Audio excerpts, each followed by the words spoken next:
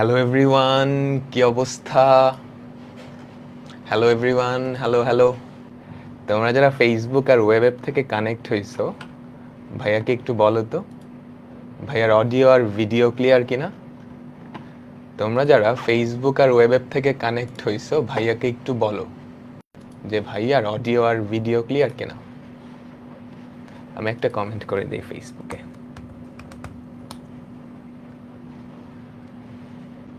তোমরা যারা ফেসবুক আর web app থেকে কানেক্ট হইছো, ভাইয়াকে একটু বলো যে ভাইয়ার অডিও আর ভিডিও ক্লিয়ার কিনা। ওকে, ঠিক আছে, সব কিছু ক্লিয়ার। আমরা আজকে জটিল সংখ্যা এই চ্যাপ্টারটা দ্বিতীয় ক্লাসটা শুরু করব। হ্যালো, কি অবস্থা সবার? প্রথম ক্লাস কি সবাই করে আসছো? প্রথম ক্লাসে আমরা জটিল সংখ্যার উৎপত্তি দেখছিলাম, তাই না? জটিল সংখ্যার উৎপত্তি আর জটিল সংখ্যার যে একক আই নিয়ে কথাবার্তা বলছিলাম, তাই তো? আজকে আমরা জটিল সংখ্যা এই চ্যাপ্টারটার দ্বিতীয় ক্লাসটা দেখব। তো সবাই একটু জয়েন হতে থাকুক, আর যারা জয়েন হইছো তোমরা দুইটা কুইজ করো। এই দুইটা অঙ্ক তোমরা করে ফেলো, গত ক্লাসের কনসেপ্টের কিন্তু। তো যারা জয়েন হয়েছো খুব তাড়াতাড়ি এই দুইটা অঙ্ক করে ফেলো। আমি এখন এই চ্যাপ্টারটা শুরু করব, বাকিরা একটু জয়েন হতে থাকুক, ওই সময়ের মধ্যে এই দুইটা অঙ্ক তোমরা একটু করে ফেলো। গত ক্লাসটা আমরা ঠিক যেখানে শেষ করছিলাম আজকে ওখান থেকেই শুরু করব। তো আজকের ক্লাসের পরেও আমাদের কোনো হোমওয়ার্ক থাকবে না। 3 নাম্বার ক্লাস থেকে আমাদের হোমওয়ার্ক শুরু হবে। প্রথম দুইটা ক্লাস আসলে একদমই বেসিক ক্লাস, আমরা জটিল সংখ্যার একদম বেসিক কথাবার্তা নিয়ে পড়াশোনা করতেছি। এগুলো থেকে সাধারণত এমসিকিউ আসে। তো একটু তাড়াতাড়ি করে ফেলো তো এই দুইটা। আমি ভালো আছি, তোমরা তো সবাই ভালো, তাই না? পড়াশোনা চলতেছে?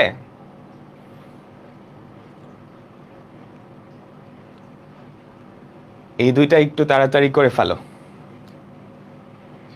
ওকে, হ্যাঁ, অনেকেই করে ফেলছো, আমি আর করে দিচ্ছি না। প্রথমটা কি একদমই সহজ না বলো তো? আয়ের মাথায় বিশাল একটা পাওয়ার আছে, তুমি কি করবা? শেষ দুইটা ডিজিটকে 4 দিয়ে ভাগ করলে ভাগশেষ যেটা সেটাই আয়ের মাথায় পড়ে থাকবে। 25কে 4 দিয়ে ভাগ করলে ভাগশেষ কত হয়? 1। তার মানে এটা হচ্ছে আই। প্রথমটা হচ্ছে আই।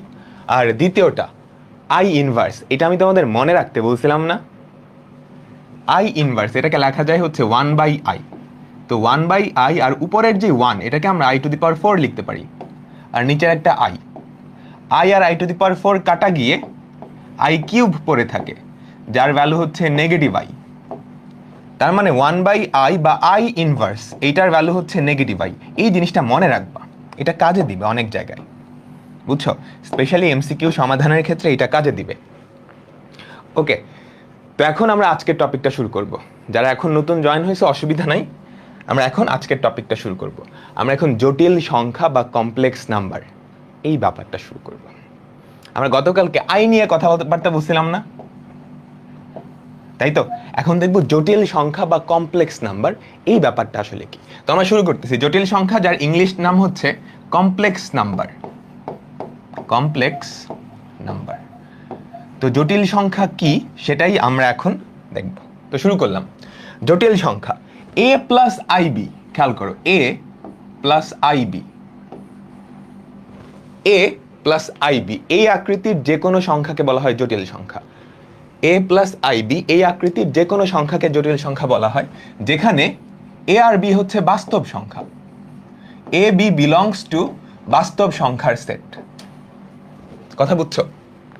a প্লাস আইবি এই আকৃতির যে কোনো সংখ্যাকে বলা হয় জটিল সংখ্যা, যেখানে a আর b কি আমাদের বাস্তব সংখ্যা। এবং জটিল সংখ্যাকে z দিয়ে প্রকাশ করা হয়, z equals to a plus i b. কাহিনী বুঝলাম? এই আকৃতির যে কোনো সংখ্যাকে জটিল সংখ্যা বলা হয়। আমি যদি কিছু এক্সাম্পল দিই, ধরো 2 প্লাস 3i, এটা একটা জটিল সংখ্যা না? দেখো এখানে a এর ভ্যালু কত? 2, b এর ভ্যালু হচ্ছে 3, দুইটাই কিন্তু বাস্তব সংখ্যা। তো এটা একটা জটিল সংখ্যা। আবার ধরো আমরা এরকম দিতে পারি √2 প্লাস 5i অথবা মাইনাস 5i, মাইনাস 5i, এটা একটা জটিল সংখ্যা, যেখানে a এর ভ্যালু কত? √2, b এর ভ্যালু কত? 5। ঠিক আছে? এই আটকে গেছে নাকি? আটকে যাওয়ার তো কথা না।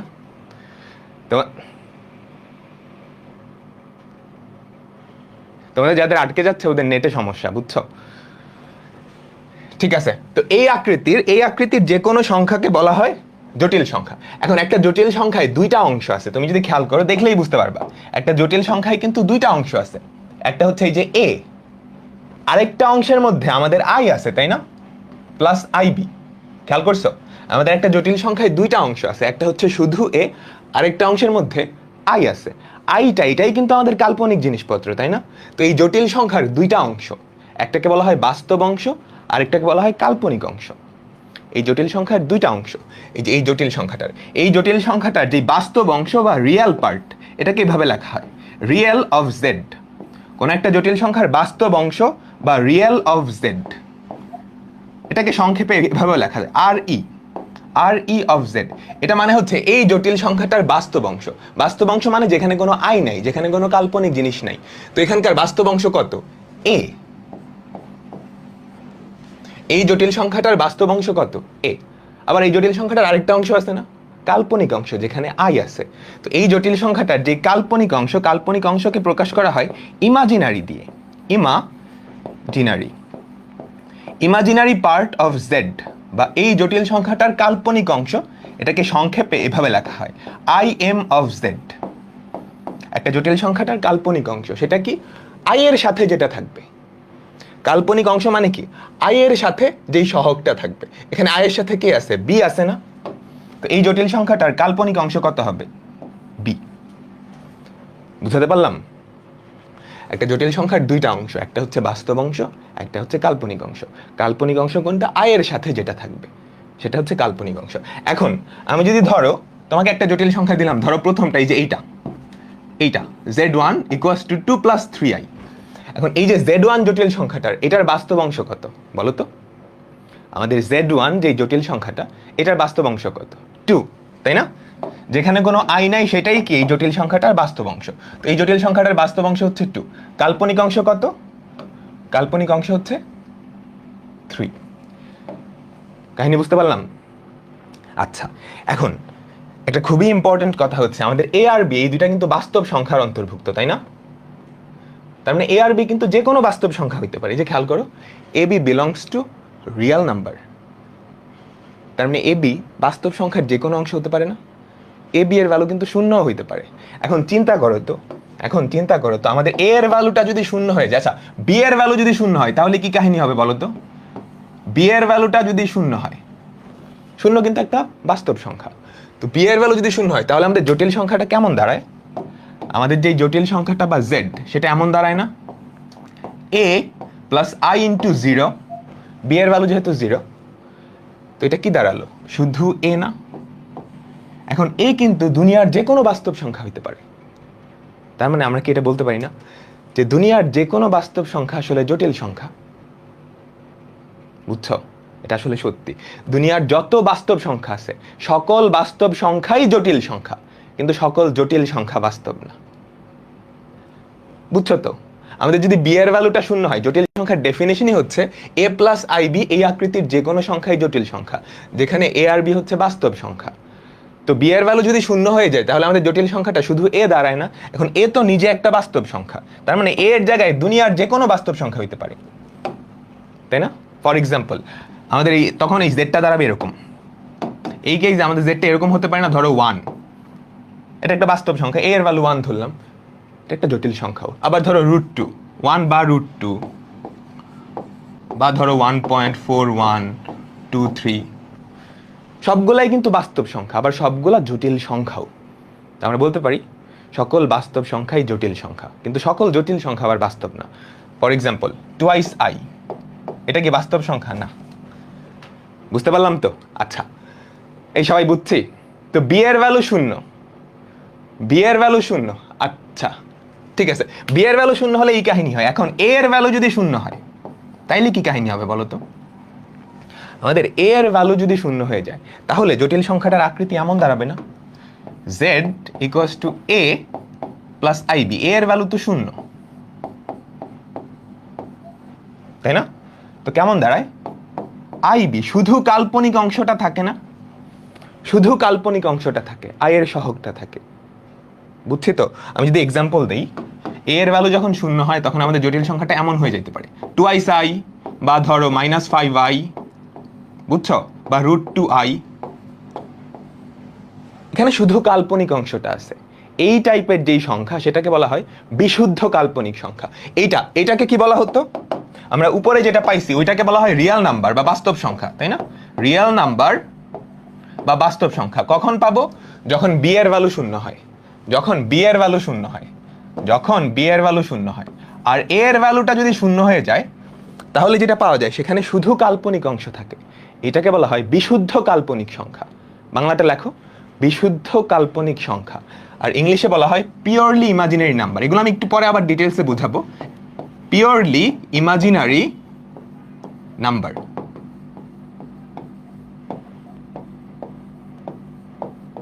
বুঝছি? এর ভ্যালু শূন্য হলে আমাদের জটিল সংখ্যাটা কি বাস্তব সংখ্যায় কনভার্ট হবে। বি এর ভ্যালু শূন্য হলে, আর এ এর ভ্যালু শূন্য হলে কি সেটা পিওরলি ইমাজিনারি নাম্বার। লেখা হয়েছে সবার? লেখা হয়েছে সবার? হ্যাঁ, এখন পুরা জিনিসটা আমি একটা রিক্যাপ দিব। পুরা জিনিসটা আমি একটা রিক্যাপ দিব, ঠিক আছে? সুন্দর একটা ছক দেখাবো, এই ছকটা বুঝতে পারলেই হয়েছে। এই ছকটা বুঝতে পারলেই হয়েছে। তো আমি পরের পেজে যাচ্ছি, কিন্তু আমি পরের পেজে যাচ্ছি। তো আমাদের জটিল সংখ্যা, আমাদের জটিল সংখ্যা বা যার ইংলিশ হচ্ছে কমপ্লেক্স নাম্বার। জটিল সংখ্যা যার ইংলিশ হচ্ছে কমপ্লেক্স নাম্বার, যার ইংলিশ হচ্ছে কমপ্লেক্স নাম্বার। জটিল সংখ্যা কারা? z equals to a plus ib, z equals to a plus ib। এই আকৃতির যে কোনো সংখ্যাই জটিল সংখ্যা যেখানে a আর b belongs to বাস্তব সংখ্যা, a আর b belongs to r। কাহিনী বুঝছো? a plus ib এই আকৃতির যে কোনো সংখ্যাকে কি বলা হয়? জটিল সংখ্যা বা কমপ্লেক্স নাম্বার যেখানে a আর b belongs to r। এখন a আর b এর বিভিন্ন ভ্যালুর উপর ডিপেন্ড করে এই কয়টা ক্যাটাগরিতে, তিনটা ক্যাটাগরিতে ভাগ হয়ে যায়, এটা, এটা আর এটা। কখন কোনটা হয় আমি দেখাইতেছি। দেখো, যদি বি এর ভ্যালু শূন্য হয়ে যায়, যদি বি এর ভ্যালু শূন্য হয়ে যায়, খেয়াল করো, যদি বি এর ভ্যালু শূন্য হয়ে যায় তাহলে আমাদের জটিল সংখ্যাটার আকৃতি কেমন দাঁড়ায়? তখন আমাদের জটিল সংখ্যাটার আকৃতি দাঁড়ায় z equals to a। z equals to a। আমি যদি কয়েকটা এক্সাম্পল দিই, z equals to ধরো 1 কিংবা হতে পারে -3 কিংবা ধরো √2। বুঝছো?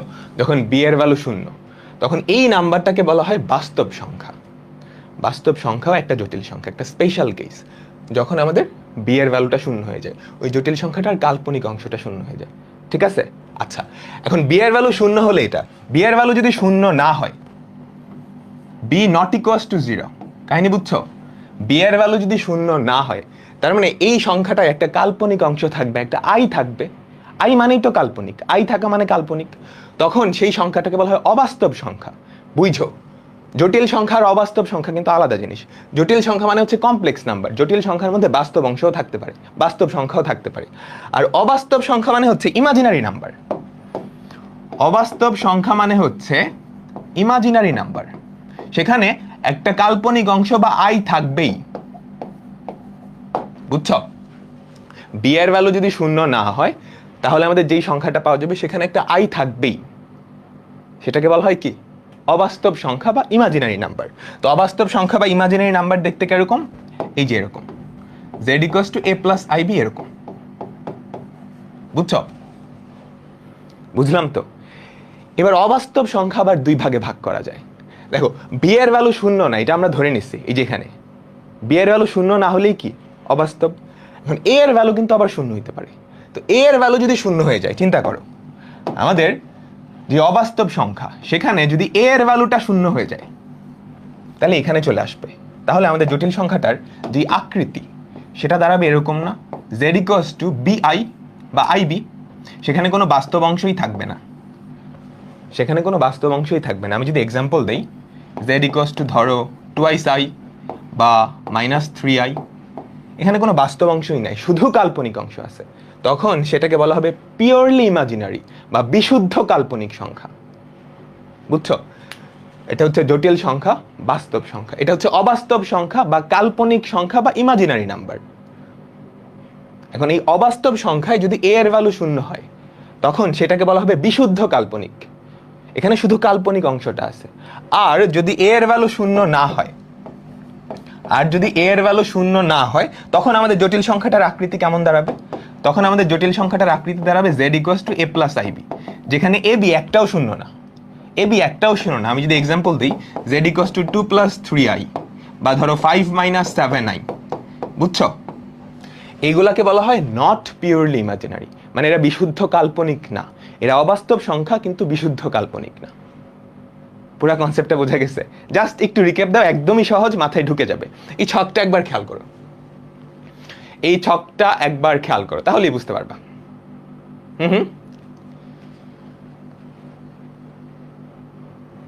এই ছকটা সবাই একটু মনোযোগ দাও। আমাদের জটিল সংখ্যা হচ্ছে সবগুলার মানে বড় বড় ভাই আর কি, সবগুলার বড় ভাই, নিচের সবগুলাই জটিল সংখ্যা। এই জটিল সংখ্যার বিভিন্ন প্রকার ভেদ আমরা দেখছি। যদি বি এর ভ্যালুটা শূন্য হয়ে যায় তাহলে আমাদের জটিল সংখ্যাটা বাস্তব সংখ্যায় কনভার্ট হয়, বুঝলাম? আর যদি বি এর ভ্যালু শূন্য না হয় তার মানে আমাদের জটিল সংখ্যায় একটা কাল্পনিক অংশ বা আই থাকবে। জটিল সংখ্যায় যখন আই থাকে তখন সেটাকে বলা হয় অবাস্তব সংখ্যা বা ইমাজিনারি নাম্বার বা কাল্পনিক সংখ্যা, সেখানে যদি আই থাকে, সেখানে যদি আই থাকে। আচ্ছা, এখন অবাস্তব সংখ্যা আবার দুই ভাগে ভাগ করা যায়। অবাস্তব সংখ্যার ক্ষেত্রে বি এর ভ্যালু শূন্য না, বি এর ভ্যালু শূন্য না, কিন্তু এ এর ভ্যালু কিন্তু শূন্য হইতে পারে। তো এ এর ভ্যালু যদি শূন্য হয় তাহলে সেখানে শুধু কাল্পনিক অংশটা থাকবে, সেটাকে বলা হয় পিওরলি ইমাজিনারি বা বিশুদ্ধ কাল্পনিক সংখ্যা বা বিশুদ্ধ অবাস্তব সংখ্যা, বুঝছো? আর এ এর ভ্যালু যদি শূন্য না হয় তাহলে সেখানে কি বাস্তব অংশও থাকবে, কাল্পনিক অংশও থাকবে, তখন সেটাকে বলা হয় বিশুদ্ধ কাল্পনিক না। এরা কাল্পনিক সংখ্যা, এরা বাস্তব সংখ্যা, ঠিক আছে, বাট বিশুদ্ধ না, এখানে তো বাস্তব অংশও আছে। বুঝতে পারলাম সবাই? বুঝলাম। এগুলো জাস্ট বেসিক কনসেপ্ট, এগুলো জাস্ট বেসিক কনসেপ্ট, একটু বোরিং লাগতে পারে। আমরা যখন অঙ্ক শুরু করব তখন আর বোরিং লাগবে না। ওকে, এখন তোমরা বলো তো জিরো এ কোন ধরনের সংখ্যা? z ইকুয়ালস টু 0, এই বেচারা কোন টাইপের মধ্যে গেছে? প্রথমত এ তো জটিল সংখ্যা, এটা 100% শিওর, কারণ দুনিয়ার যত সংখ্যা আছে সবগুলোই আসলে জটিল সংখ্যার অন্তর্ভুক্ত। এখন z ইকুয়ালস টু 0, এই জিরোটা কি বাস্তব সংখ্যা, পিওরলি ইমাজিনারি না নট পিওরলি ইমাজিনারি? বেসিক্যালি আমাদের জটিল সংখ্যাটাকে তিনটা ভাগে ভাগ করা হয়েছে, তাই না? তুমি যদি খেয়াল করো আমাদের জটিল সংখ্যা কিন্তু তিনটা ভাগে ভাগ হয়েছে। প্রথমটা হচ্ছে বাস্তব সংখ্যা, পরেরটা হচ্ছে বিশুদ্ধ কাল্পনিক সংখ্যা, পরেরটা হচ্ছে বিশুদ্ধ কাল্পনিক না এমন সংখ্যা, বুঝছো? আমাদের জটিল সংখ্যা এই তিনটা ভাগে ভাগ হয়েছে, যে এটা, এটা আর এটা। তো এই জিরো এটা কোন ভাগের মধ্যে যাবে একটু নিজেরা চিন্তা করো, এটার অ্যান্সারটা আমি একটু পরে দিব। জিরো বাস্তব? আচ্ছা, জিরো বাস্তব হইতে পারে। আচ্ছা, এটা অ্যান্সারটা একটু পরে দিই, তোমরা একটু চিন্তা করতে থাকো, ঠিক আছে? আচ্ছা, এখন আমরা সংখ্যার ভেন চিত্র দেখবো। তোমরা সবাই বাস্তব সংখ্যা চ্যাপ্টারটা পড়ে আসছো না? অভিধা পড়াইছে কিন্তু বাস্তব সংখ্যায় সংখ্যার ভেন চিত্র দেখছো না? আমি এখন সংখ্যার ভেন চিত্রে যাব। ভেন চিত্র এটা মুখস্থ রাখার কিছু নাই, জাস্ট বোঝো তাইলেই হবে। এখানে একটা ভেন চিত্র দেওয়া আছে, এখানে একটা ভেন চিত্র দেওয়া আছে, বড়টাই যাও না, এইটা, এই যে খেয়াল করো, এইটা আমি যেই গোল্লাটা দিচ্ছি, এটা হচ্ছে বাস্তব সংখ্যার সেট, বুঝছো? লাল কালারের যেই গোল্লাটা দিছি, সবাই খেয়াল করো, আমরা এখন সংখ্যার ভেন চিত্র দেখব, সংখ্যার ভেন ডায়াগ্রাম। আমাদের এই যে লাল গোল্লাটা, এটা হচ্ছে বাস্তব সংখ্যার সেট। এখন বাস্তব সংখ্যার মধ্যে আবার দুই টাইপের সংখ্যা হয়, একটাকে বলা হয় অমূলদ সংখ্যা, এই যে খেয়াল করো, বাস্তব সংখ্যার মধ্যে ঢুকে গেছে, এই যে এই লাল গোল্লাটার ভেতরে ঢুকছে, এইটা হচ্ছে কি আমাদের অমূলদ সংখ্যার সেট। বাস্তব সংখ্যা আবার দুই ভাগে ভাগ করা হয়, এটা হচ্ছে আমাদের অমূলদ সংখ্যার সেট, আর এই পাশের যেটা, এটা হচ্ছে মূলদ সংখ্যার সেট, বুঝছো? বাস্তব সংখ্যাকে আবার দুই ভাগে ভাগ করা হয়েছে, এই পাশের যে হলুদ গোল্লাটা সেটা হচ্ছে অমূলদ সংখ্যা, আর ওই পাশেরটা হচ্ছে মূলদ সংখ্যার সেট, বুঝতে পারলাম? এখন আমরা মূলদ সংখ্যার সেটের ভেতরে ঢুকবো। মূলদ সংখ্যার একটা উপসেট কি? পূর্ণ সংখ্যার সেট না? ছোট ক্লাসে পড়ে আসছো। মূলদ সংখ্যার সেটের একটা উপসেট, পূর্ণ সংখ্যা না, সকল পূর্ণ সংখ্যাই মূলদ সংখ্যা, কিন্তু সকল মূলদ সংখ্যা কিন্তু পূর্ণ সংখ্যা না। আবার পূর্ণ সংখ্যার সেটের একটা উপসেট কি? একটা উপসেট হচ্ছে স্বাভাবিক সংখ্যার সেট। কাহিনী বুঝলাম তো? বাস্তব সংখ্যার সেট কিন্তু আমরা দেখে ফেলছি। প্রথমত এই যে এই বড় গোল্লাটা, এই যে এটা হচ্ছে বাস্তব সংখ্যার সেট। বাস্তব সংখ্যার সেট আবার দুই ভাগে বিভক্ত ভেতরে, একটা হচ্ছে অমূলদ সংখ্যা, একটা হচ্ছে মূলদ সংখ্যা। এটা অমূলদ, এটা মূলদ। মূলদ সংখ্যা আবার ভেতরে আরো কয়েকটা প্রকারভেদ আছে। মূলদ সংখ্যার একটা উপসেট হচ্ছে কি পূর্ণ সংখ্যার সেট।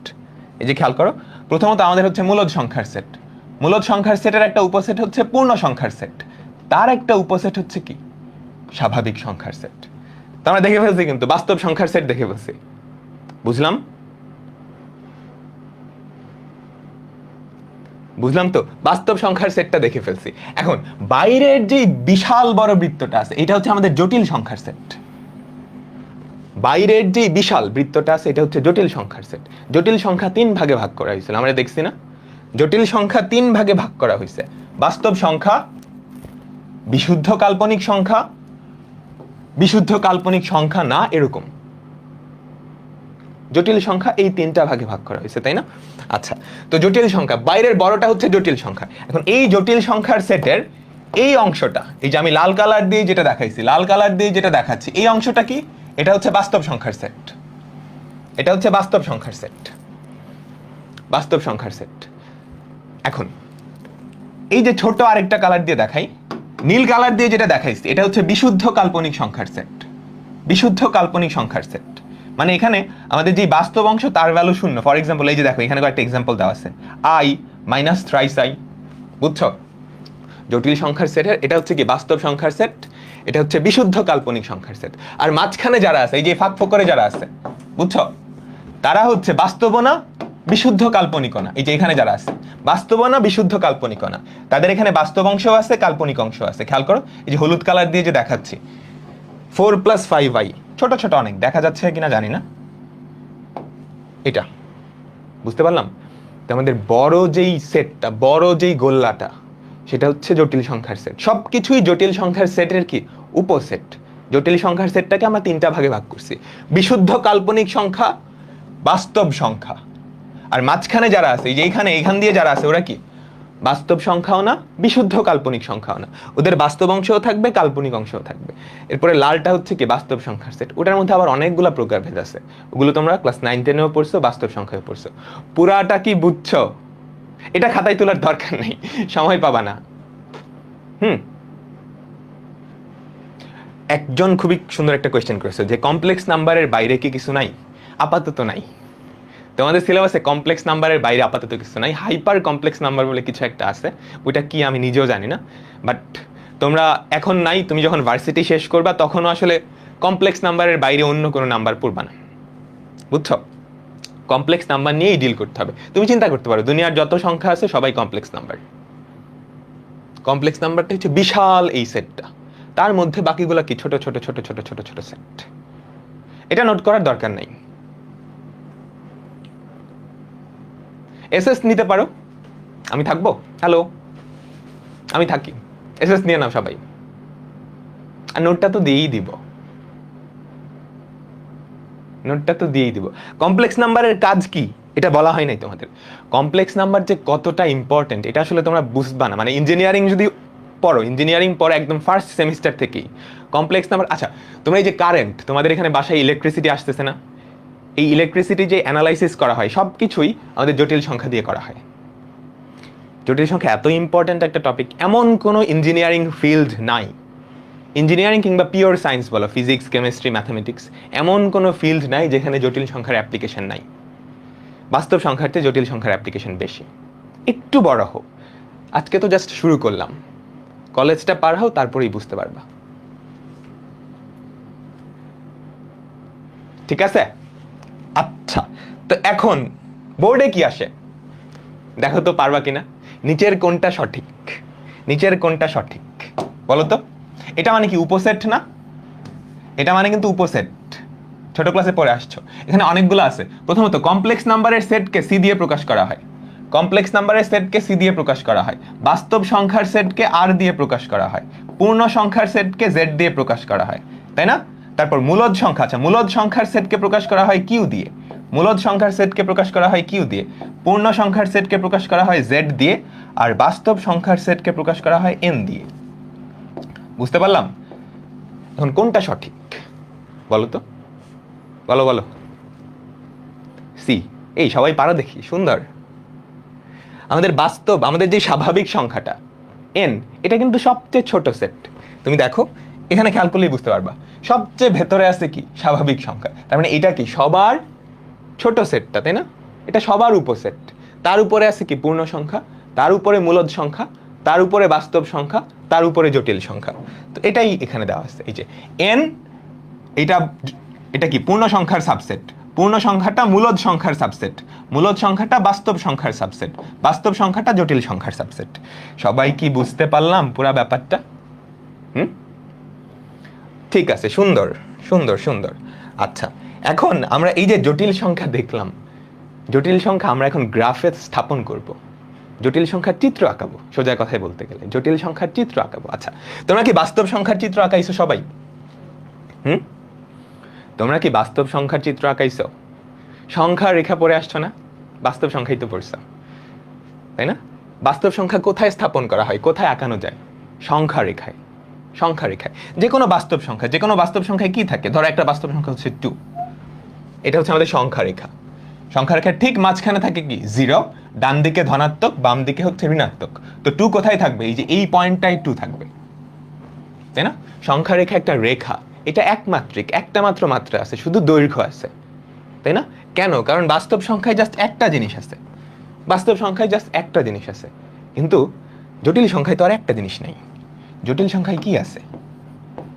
জটিল সংখ্যায় দুইটা জিনিস আছে না? বুঝছো? একটা বাস্তব অংশ আছে, একটা কাল্পনিক অংশ আছে। তার মানে আমরা এই জটিল সংখ্যাকে কি কোনো সংখ্যা রেখায় এরকম সংখ্যা রেখায় স্থাপন করতে পারবো না? এখানে তো দুইটা জিনিস আছে, আমাকে দুইটা জিনিস বসাইতে হবে না? দুইটা জিনিস তো একটা লাইনের উপরে বসাইতে পারবা না। দুইটা জিনিস বসানোর জন্য দুইটা লাইন লাগবে, বা দ্বিমাত্রিক জিনিস লাগবে, দ্বিমাত্রিক স্থানাঙ্ক ব্যবস্থা লাগবে। দ্বিমাত্রিক স্থানাঙ্ক ব্যবস্থা পড়ে আসছো না তোমরা সরল রেখা চ্যাপ্টারে? কার্তেশীয় স্থানাঙ্ক ব্যবস্থা যেরকম, বুঝছো? তো জটিল সংখ্যা এইটার চিত্র আঁকানোর জন্য আমরা এরকম একটা দ্বিমাত্রিক স্থানাঙ্ক ব্যবস্থা নিয়ে আসব, যেটাকে বলা হয় আর্গন্ট ডায়াগ্রাম, যেটাকে বলা হয় আর্গন্ট ডায়াগ্রাম।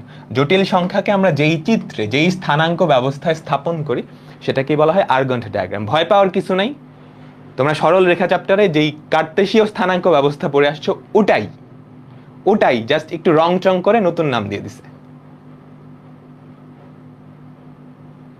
বুঝতে পারলাম? আচ্ছা, তো আমরা এখন দেখব একটা জটিল সংখ্যার যেহেতু দুইটা অংশ, একটা জটিল সংখ্যার ধরো z = a + ib, একটা জটিল সংখ্যার যেহেতু দুইটা অংশ, এই দুইটা অংশ স্থাপন করার জন্য আমাদের দুইটা অক্ষ দরকার, দুইটা অক্ষ দরকার।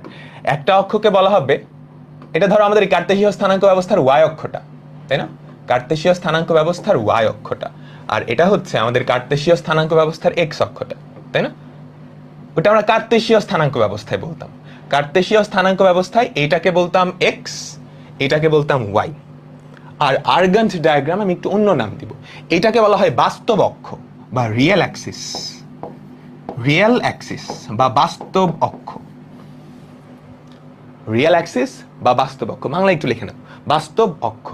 আর y অক্ষকে বলা হয় ইমাজিনারি অ্যাক্সিস বা কাল্পনিক অক্ষ, ইমাজিনারি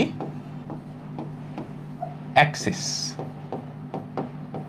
বা কাল্পনিক অক্ষ, ইমাজিনারি অ্যাক্সিস বা কাল্পনিক অক্ষ।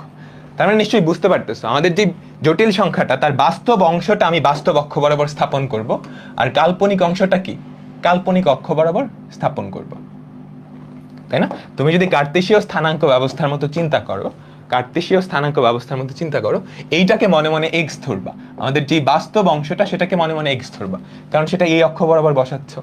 আর কাল্পনিক অংশ যেটা b, সেটাকে মনে মনে y ধরবা। তাহলে দেখো একটা বিন্দু আসছে না? ওই বিন্দুটাই আসলে এই জটিল সংখ্যা নির্দেশ করবে। তো দেখো আমরা বাস্তব অক্ষ বরাবর, আমরা বাস্তব অক্ষ বরাবর a ঘর যাব, আমরা বাস্তব অক্ষ বরাবর a ঘর যাব, বুঝতে পারলাম? এই যে এতটুকু হচ্ছে আমাদের a, আর আমাদের যে কাল্পনিক অক্ষ, কাল্পনিক অক্ষ তো এইটা, তাই না? কাল্পনিক অক্ষ বরাবর b ঘর যাব, কাল্পনিক অক্ষ বরাবর b ঘর যাব। যাওয়ার পরে যেই বিন্দুটা পাওয়া যাবে, একটা বিন্দু পাওয়া যাবে না? একটা বিন্দু তো পাওয়া যাবে, ওই বিন্দুটাই, ওই বিন্দুটাই আমাদের একটা জটিল সংখ্যা নির্দেশ করবে। আর্গন্ট ডায়াগ্রামে ওই যে বিন্দুটা, ওই বিন্দুটাই একটা জটিল সংখ্যা নির্দেশ করবে। তো আর্গন্ট ডায়াগ্রামে জটিল সংখ্যা আসলে কি? একটা বিন্দু, বুঝছো? হ্যাঁ, ভেক্টর, জটিল সংখ্যা বলতেছি, তোমরা যারা ভেক্টর পড়ে আসছো অনেক কিছু মিল পাবা, অনেক কিছু মিল পাবা। বুঝলাম? কমপ্লেক্স অ্যাক্সিস না কেন, কমপ্লেক্স অ্যাক্সিস তো আসার দরকার নাই, বাস্তব অক্ষ এই বরাবর তুমি বাস্তব অংশটা বসাবা। আর এটা কিন্তু কাল্পনিক অংশ, আমাদের জটিল সংখ্যাটার কাল্পনিক অংশ, কোনোটাই কিন্তু জটিল অংশ না, পুরাটা একসাথে জটিল সংখ্যা, পুরাটা একসাথে জটিল সংখ্যা। বাট এটা হচ্ছে বাস্তব অংশ, এটা হচ্ছে কাল্পনিক অংশ। জটিল সংখ্যার মধ্যে দুইটা অংশ আছে, এই জন্য আমরা কি বাস্তব অক্ষ আর কাল্পনিক অক্ষ লিখছি, জটিল অক্ষ বলে কিছু নাই, জটিল সংখ্যা দুইটা একসাথে। বুঝলাম? তার মানে আমাদের বাস্তব অক্ষ বরাবর এ ঘর এবং কাল্পনিক অক্ষ বরাবর বি ঘর যাওয়ার পর যেই বিন্দুটা পাওয়া যায় সেটাই আসলে z = a + ib এই জটিল সংখ্যা নির্দেশকারী বিন্দু। এটাকে তুমি এভাবেও প্রকাশ করে, z = a + ib না দিয়ে a, b এভাবেও প্রকাশ করে, অনেক বই এভাবেও প্রকাশ করে। তো জটিল সংখ্যা আসলে একটা বিন্দু, আবার জটিল সংখ্যা একটা ভেক্টরও, জটিল সংখ্যা একটা ভেক্টরও, জটিল সংখ্যা একটা ভেক্টরও যার মূল বিন্দু কোথায় না, যার আদি বিন্দু, যার আদি বিন্দু হচ্ছে মূল বিন্দুতে 0, 0-তে, এবং শেষ বিন্দু কোথায়, ওই বিন্দুটাই আমাদের জটিল সংখ্যা নির্দেশকারী বিন্দুটাই। তো জটিল সংখ্যা আসলে কি নির্দেশ করে? জটিল সংখ্যা একটা বিন্দু হতে পারে, জটিল সংখ্যা একটা বিন্দু হতে পারে, আবার জটিল সংখ্যা একটা ভেক্টরও হতে পারে। বুঝছো? জটিল সংখ্যা হচ্ছে একটা ভেক্টর যার আদি বিন্দু কোথায়, মূল বিন্দুতে, এবং শেষ বিন্দু কোথায়, ওই জটিল সংখ্যা নির্দেশকারী বিন্দুতে। বুঝতে পারলাম? অবস্থান ভেক্টর বলা যেতে পারে, অবস্থান ভেক্টর বলা যেতে পারে। ঠিক আছে, আচ্ছা এখন আমরা জটিল সংখ্যা, কয়েকটা জটিল সংখ্যা একটু স্থাপন করব, কয়েকটা জটিল সংখ্যার একটু চিত্র আঁকাবো। বুঝছো? আমরা এখন কয়েকটা জটিল সংখ্যার একটু চিত্র আঁকাবো, কয়েকটা জটিল সংখ্যার চিত্র আঁকাবো। একদম সহজ, বাচ্চাদের জিনিসপত্র। আজকের ক্লাসে আমরা আসলে বাচ্চাদের জিনিসপত্রই পড়ব। ধরো আমাদের একটা জটিল সংখ্যা হচ্ছে, আমি বললাম তোমাকে একটা জটিল সংখ্যা বললাম 2 + 3i, আমাদের একটা জটিল সংখ্যা বললাম 2 + 3i। এখানে তো চারটা চতুর্ভাগ, এটা বুঝতে পারতেছো না? আমাদের কার্তেশীয় স্থানাঙ্ক ব্যবস্থায় যেই চারটা চতুর্ভাগ ছিল, ওই চারটা চতুর্ভাগই কিন্তু এখানে আছে। বুঝতে তো পারলাম? ওই চারটা চতুর্ভাগই কিন্তু এখানে আছে, প্রথম চতুর্ভাগ, দ্বিতীয় চতুর্ভাগ, তৃতীয়, চতুর্থ। তো 2 + 3i, দেখো বাস্তব অংশ কাল্পনিক অংশ দুইটাই যদি পজিটিভ হয়, এই জটিল সংখ্যাটা কোন চতুর্ভাগে হবে? প্রথম চতুর্ভাগে না? এই কার্তেশীয় স্থানাঙ্কের সাথে জাস্ট একটু কম্পেয়ার করো, তাইলেই হবে, একই জিনিস। তো বাস্তব অক্ষ বরাবর আমি যাব 2 ঘর, কাল্পনিক অক্ষ বরাবর আমি যাব 3 ঘর, কাল্পনিক অক্ষ বরাবর আমি যাব 3 ঘর। আরে এখানে তো, আচ্ছা তাহলে একটু চেঞ্জ করে দিই, 3 + 2i দিই, ওই লেখাটার সাথে ইয়ে করে ফেলতেছে, 3 + 2i দিই, তাহলে আর লেখার সাথে মিলে যাবে না। 3 + 2i, তার মানে আমি বাস্তব অক্ষ বরাবর 3 ঘর যাব, আমাদের বাস্তব অক্ষ বরাবর 3 ঘর যাব, ডান দিকে 3 ঘর যাচ্ছি। কেন ডান দিকে? কারণ বাস্তব অংশটা পজিটিভ আসছে, তাই না? বাস্তব অংশটা যদি নেগেটিভ আসতো তাহলে আমি বাম দিকে যাইতাম, তাহলে আমি বাম দিকে যাইতাম। আচ্ছা এখন কাল্পনিক অক্ষ বরাবর 3 ঘর যাব, 3 ঘর যাওয়ার 2 ঘর যাব, যাওয়ার পর যেই বিন্দুটা পাবো, খেয়াল করো এই যে এই বিন্দুটা, এটাই কি আমাদের এই জটিল সংখ্যা নির্দেশকারী বিন্দু, এটাই কি আমাদের এই যে জটিল সংখ্যা 3 + 2i, সেটা নির্দেশকারী বিন্দু। কাহিনী বুঝলাম? এই যে এই জটিল সংখ্যা নির্দেশকারী বিন্দুটাই কি এইটা। আবার একটা ভেক্টরও চাইলে এই জটিল সংখ্যা নির্দেশ করতে পারে, সেই ভেক্টরটা হবে এই ভেক্টরটা, মূল বিন্দু থেকে, মূল বিন্দু থেকে ওই বিন্দুটা কানেক্ট করে যেই ভেক্টরটা পাবা, ওই ভেক্টরটাও আসলে এই জটিল সংখ্যাকেই নির্দেশ করে। বুঝছো? এই যে এই ভেক্টরটাও ওই জটিল সংখ্যাটাকেই নির্দেশ করে। বুঝাতে পারলাম? আচ্ছা এখন সেকেন্ড কোয়াড্রেন্টে দ্বিতীয় চতুর্ভাগে আরেকটা জটিল সংখ্যা দিই, দ্বিতীয় চতুর্ভাগে আরেকটা জটিল সংখ্যা দিই। এটা ধরো z = -3 + 2i। দ্বিতীয় চতুর্ভাগে যাওয়ার জন্য কি আমাদের বাস্তব অংশটা নেগেটিভ হওয়া লাগবে না?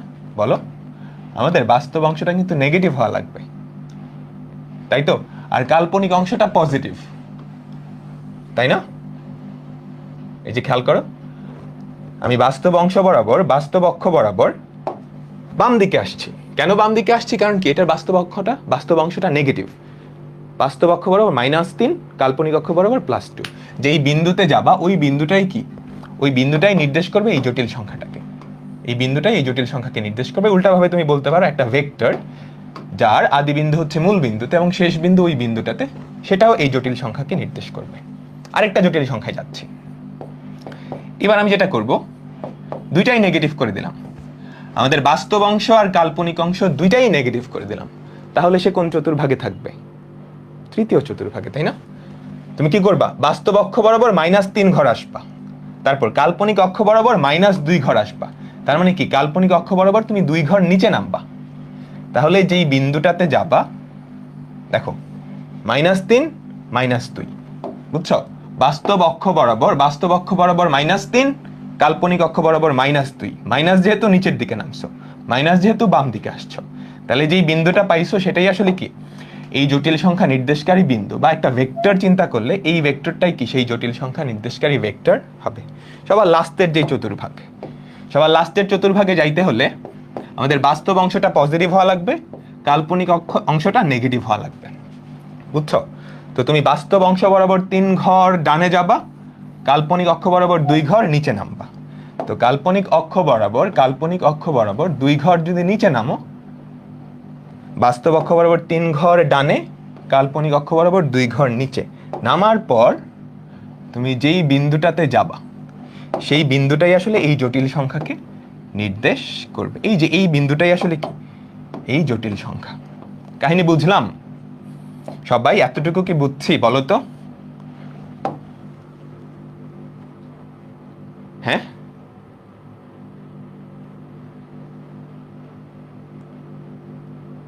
কমপ্লেক্স নাম্বারে কি 3D অক্ষ থেকে অ্যাক্সেস হতে পারে? কমপ্লেক্স নাম্বারে 3D আসবে কই থেকে? কমপ্লেক্স নাম্বারে তো জাস্ট দুইটা জিনিস, বাস্তব আর কাল্পনিক অক্ষ না, বাস্তব আর কাল্পনিক অংশ। ভেক্টর 3D হতে পারে, কারণ ভেক্টরে 3টা অংশ থাকতে পারে, I J K, but complex নাম্বারে জাস্ট দুইটা জিনিস আসছে, বাস্তব অংশ আর কাল্পনিক অংশ। তো কমপ্লেক্স নাম্বার বা জটিল সংখ্যাকে তুমি কি একটা দ্বিমাত্রিক ভেক্টর হিসেবে চিন্তা করতে পারো, একটা দ্বিমাত্রিক ভেক্টর হিসেবে চিন্তা করতে পারো। আচ্ছা, তো এখন যেই জটিল সংখ্যাগুলো আমি স্থাপন করছি সবগুলাই কোন ক্যাটাগরি, কোন ভাগের মধ্যে পড়ে বলো তো? আমাদের জটিল সংখ্যার কিন্তু 3টা ভাগ ছিল, 3টা ভাগ ছিল। আমরা যেটা স্থাপন করছি সবগুলাই সবার লাস্টের যেই ক্যাটাগরিটা সেখানে পড়ছে না? নট পিওরলি ইমাজিনারি, বাস্তব অংশ আছে, কাল্পনিক অংশ আছে। এখন বাকি যেই দুইটা ক্যাটাগরি, বাস্তব সংখ্যা আর বিশুদ্ধ কাল্পনিক সংখ্যা, তারা কই বসবে সেটা আমরা একটু দেখি। ধরো আমাদের একটা বাস্তব সংখ্যা হচ্ছে 2 চিন্তা করবা, ধরো 2 চিন্তা করো। 2 তাইলে কই থাকবে? এই যে এখানে না, বলো তো 2, বুঝছো? এরপর -2 চিন্তা করো, সে কই থাকবে?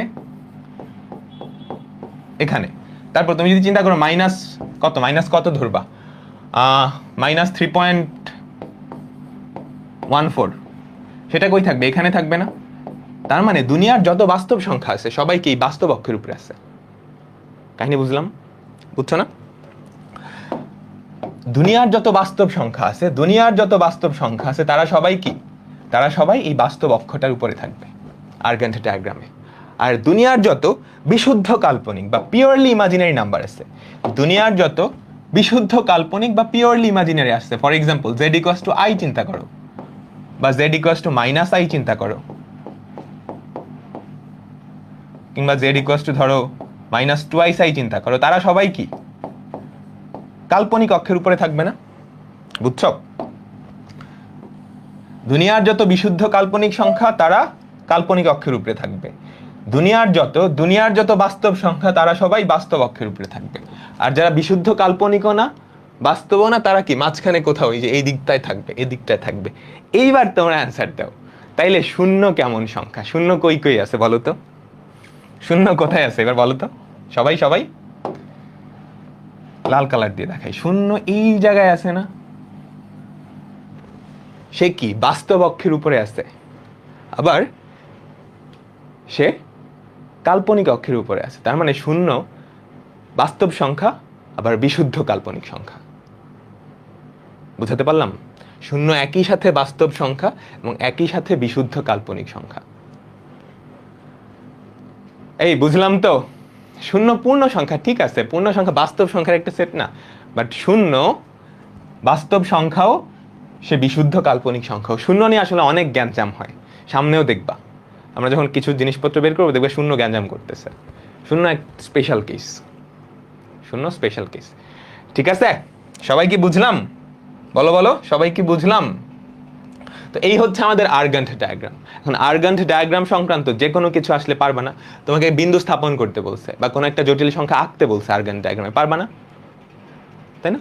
তুমি জাস্ট বাস্তব অংশ আর কাল্পনিক অংশ ওই দুইটা ধরে একটা বিন্দু চিন্তা করবা, ওই বিন্দুটা যেখানে, ওই বিন্দুটাই এই জটিল সংখ্যাটা। আবার অ্যাজ এ ভেক্টর, জটিল সংখ্যাকে একটা ভেক্টর হিসাবেও চিন্তা করতে পারো। আমরা দেখবো জটিল সংখ্যাকে আসলে ভেক্টর হিসেবে চিন্তা করে অনেক কিছু করা যায়। তোমরা সবাই ভেক্টর পড়ছো? হ্যাঁ, তোমরা সবাই কি ভেক্টর পড়ছো? ভেক্টর যোগের সামান্তরিক বিধি এগুলো পড়ছো না? এগুলো দেখবে এখানেও আছে, এগুলো এখানেও আছে, এগুলো এখানেও আছে। ঠিক আছে, পরীক্ষায় আসলে খুব সহজ কোয়েশ্চেন আসে, বোর্ড পরীক্ষায়। দেখো তো এটা কি হবে, এটা কি হবে? -2 -5i এই জটিল সংখ্যাটা কোথায় অবস্থিত? শূন্য কি জোড় সংখ্যা? হ্যাঁ, শূন্য একটা জোড় সংখ্যা। এটা তৃতীয় চতুর্ভাগ বা থার্ড চতুর্ভাগে। ঠিক আছে, তো আমরা আর্গান্ট ডায়াগ্রাম দেখে ফেলছি, আর্গান ডায়াগ্রাম দেখে ফেলছি। এখানে জাস্ট এই দুইটার সামারি দেওয়া আছে। আমাদের বাস্তব সংখ্যা একমাত্রিক সংখ্যা ছিল, তাই না? ওখানে জাস্ট একটা অংশ থাকতো, এই জন্য আমি সেটাকে কি একটা অক্ষ বরাবর স্থাপন করতে পারছি। কিন্তু আমাদের যে জটিল সংখ্যা সেটা আসলে দ্বিমাত্রিক সংখ্যা, সেখানে দুইটা অংশ থাকে, a প্লাস আইবি। এই জন্য এটাকে স্থাপন করার জন্য আমাদের দ্বিমাত্রিক স্থানাঙ্ক ব্যবস্থা লাগবে, যার একটা অক্ষ হচ্ছে বাস্তব অক্ষ, আরেকটা হচ্ছে কাল্পনিক অক্ষ। বুঝতে পারলাম? এখন কোনো কিছু যদি ত্রিমাত্রিক হয় তখন তিনটা অক্ষর লাগে, তিনটা অক্ষ লাগে। তোমরা ওই যে ভেক্টর পড়ছো না, একটা ভেক্টর যদি এরকম হয়, চিন্তা করো তো, 2i cap plus 3j cap minus k cap. এখানে কি তিনটা জিনিস আছে না? এটাকে স্থাপন করার জন্য ত্রিমাত্রিক স্থানাঙ্ক ব্যবস্থা দরকার, যেটা তোমাদের ভেক্টরে পড়ানোর কথা, ম্যাথসে নাই। ম্যাথসে ফার্স্ট পেপারে চ্যাপ্টার আছে ভেক্টর, তখন আমি পড়াবো তোমাদের এইগুলা। ঠিক আছে, ঠিক আছে। তো জটিল সংখ্যার বেসিক জিনিসপত্র শেষ, আমরা এখন আস্তে আস্তে অঙ্কে যাব। ডায়াগ্রামের স্লাইডটা দেখাবো আবার, এটার কথা বলতেছ, এইটার কথা বলতেছ?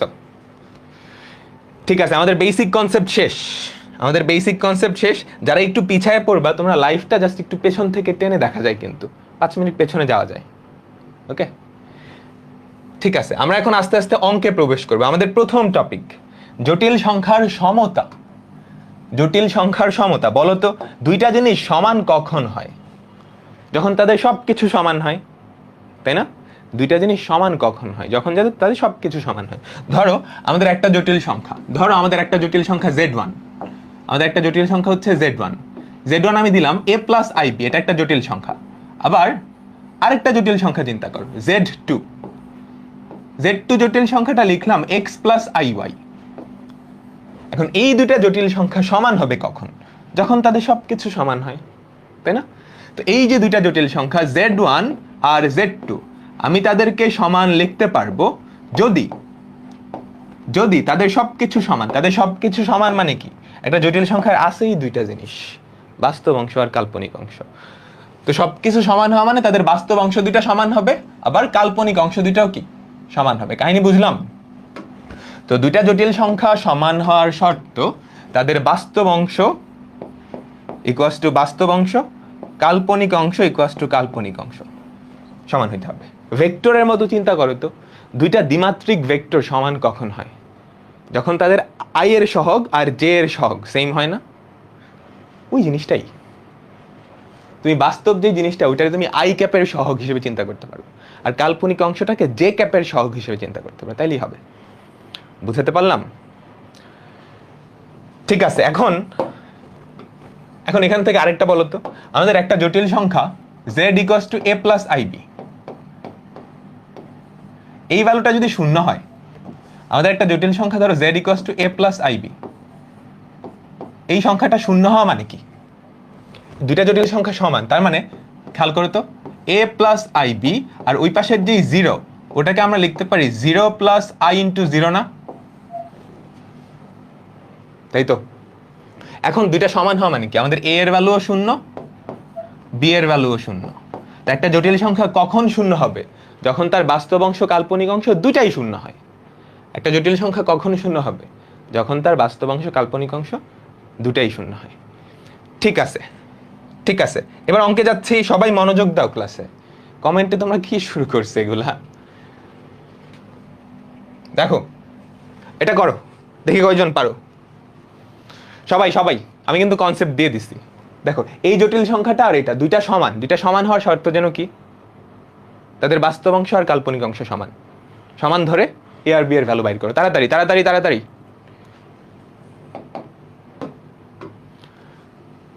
দেখো, এই দুইটা জটিল সংখ্যা সমান, তো তোমার তাদের বাস্তব অংশ খুঁজে বাইর করতে হবে। বাস্তব অংশ মানে যেখানে আই নাই। তো লেফট সাইডে বাস্তব অংশ হচ্ছে এইটা, রাইট সাইডে বাস্তব অংশ হচ্ছে এইটা। তো এই দুইটা সমান, তাই না? তো এই দুইটা তুমি যদি সমান ধরো, থ্রাইস এ ইকুয়ালস টু 9, এখান থেকে আমাদের এ এর ভ্যালু কত চলে আসে? 3।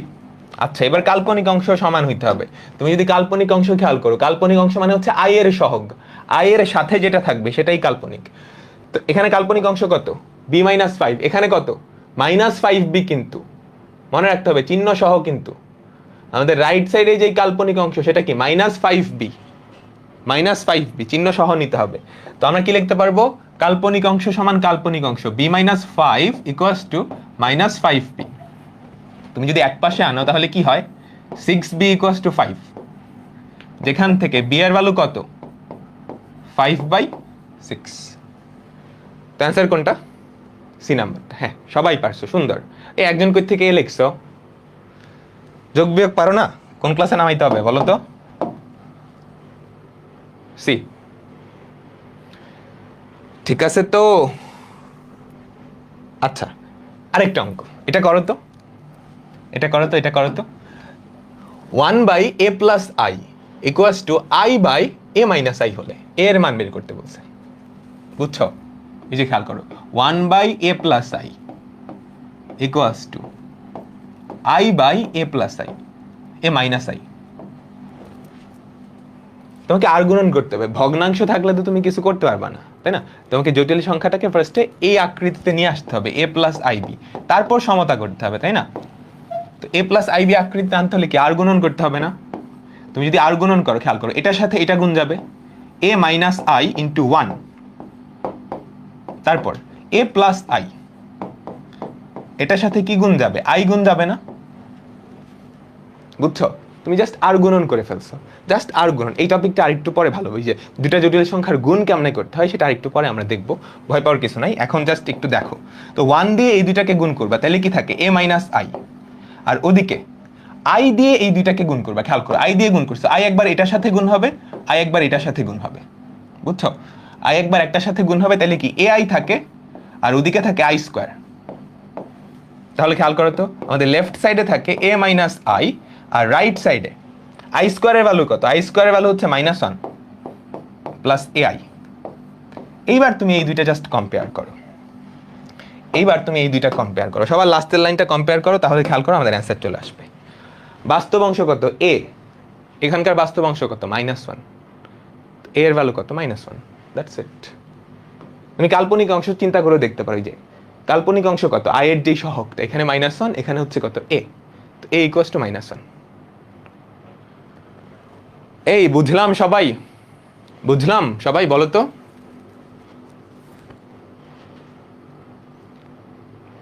হ্যাঁ, আরেকটা অঙ্ক, আরেকটা অঙ্ক, জটিল সংখ্যার সমতা সংক্রান্ত আর একটা অঙ্ক করো তো সবাই। এখানে একটা জটিল সংখ্যা দেওয়া আছে, এই জটিল সংখ্যাটা, এই সমীকরণটা লিখছে জটিল সংখ্যা, আসলে এই সমীকরণটাকে x প্লাস iy পদ্ধতিতে লেখা হলে x আর y এর ভ্যালু, এইটাকে যদি x প্লাস iy ওভাবে লেখো। এখন খেয়াল করো, এটা তুমি সিম্পলিফাই করতে পারো না? এটাকে যদি সিম্পলিফাই করো, 2i স্কোয়ার, i স্কোয়ারের ভ্যালু -1, তো কি পড়ে থাকবে? -2। 6i cube, 6i cube, i কিউবের ভ্যালু কত? -i না? i কিউবের ভ্যালু হচ্ছে -i, তাহলে কি থাকবে? -6i, -6i। তারপর i to the power 16, i to the power 16 4 দিয়ে ভাগ যায় 1 হয়ে যাবে, তাই না? +3 i টু দি পাওয়ার 19, খেয়াল করি যে i টু দি পাওয়ার 19 4 দিয়ে ভাগ করলে ভাগশেষ 3, তার মানে এটা নেগেটিভ i পড়ে থাকবে, তাই না? তো নেগেটিভ i আর -6 +6 হয়ে যাবে না? +6i। আর 4i to the power 25, i to the power 25 4 দিয়ে ভাগ করলে শুধু i পড়ে থাকবে, তাহলে 4i। বুঝতে পারলা? এই জিনিসটাকেই আমি জাস্ট সিম্পলিফাই করছি। তো সিম্পলিফাই যদি করো, এরপর জাস্ট যোগ বিয়োগ করো, এটা কাটা, পড়ে থাকে যেটা সেটা হচ্ছে 1, এই যে -2 আর 3, 1 + 4i, 1 + 4i। এখন তোমাকে বলছে এটা কার সমান, এই জিনিসটাই কার সমান, x + iy আকৃতিতে লেখা হয়েছে। তো এই দুইটা যদি সমান হয়, আমাদের x এর ভ্যালু কত? আমাদের x এর ভ্যালু হচ্ছে 1, y এর ভ্যালু কত, কাল্পনিক অংশ যেটা সেটা, আমাদের y এর ভ্যালু হচ্ছে 4, বুঝলাম তো? হ্যাঁ, সুন্দর, সবাই পারছো। কোয়েশ্চেন তোলার টাইম দেই না কেন? ও ভুলে গেছি। আচ্ছা, কোয়েশ্চেনটা লিখে ফেলো। এমসিকিউ নরমালি কোয়েশ্চেন লিখো না তোমরা। আচ্ছা, কোয়েশ্চেনটা তুলো, সবাই কোয়েশ্চেনটা তুলো তাড়াতাড়ি, 30 সেকেন্ড। হ্যাঁ, কোয়েশ্চেনটা তোলো। এমসিকিউ কোয়েশ্চেন তোলা ডিফিকাল্ট না? আমি তোমাদের জায়গায় হয়তো এমসিকিউ কোয়েশ্চেন জীবনেও তুলতাম না। আচ্ছা, আমি নেক্সট ক্লাস থেকে এমসিকিউ যেই কোয়েশ্চেনগুলো থাকবে না, ওগুলোর পাশে নাম্বার দিয়ে দিব না, ঠিক আছে? তুমি জাস্ট নাম্বারটা লিখে অ্যান্সার করে ফেলবা, তাহলে কেমন হয় বলো তো?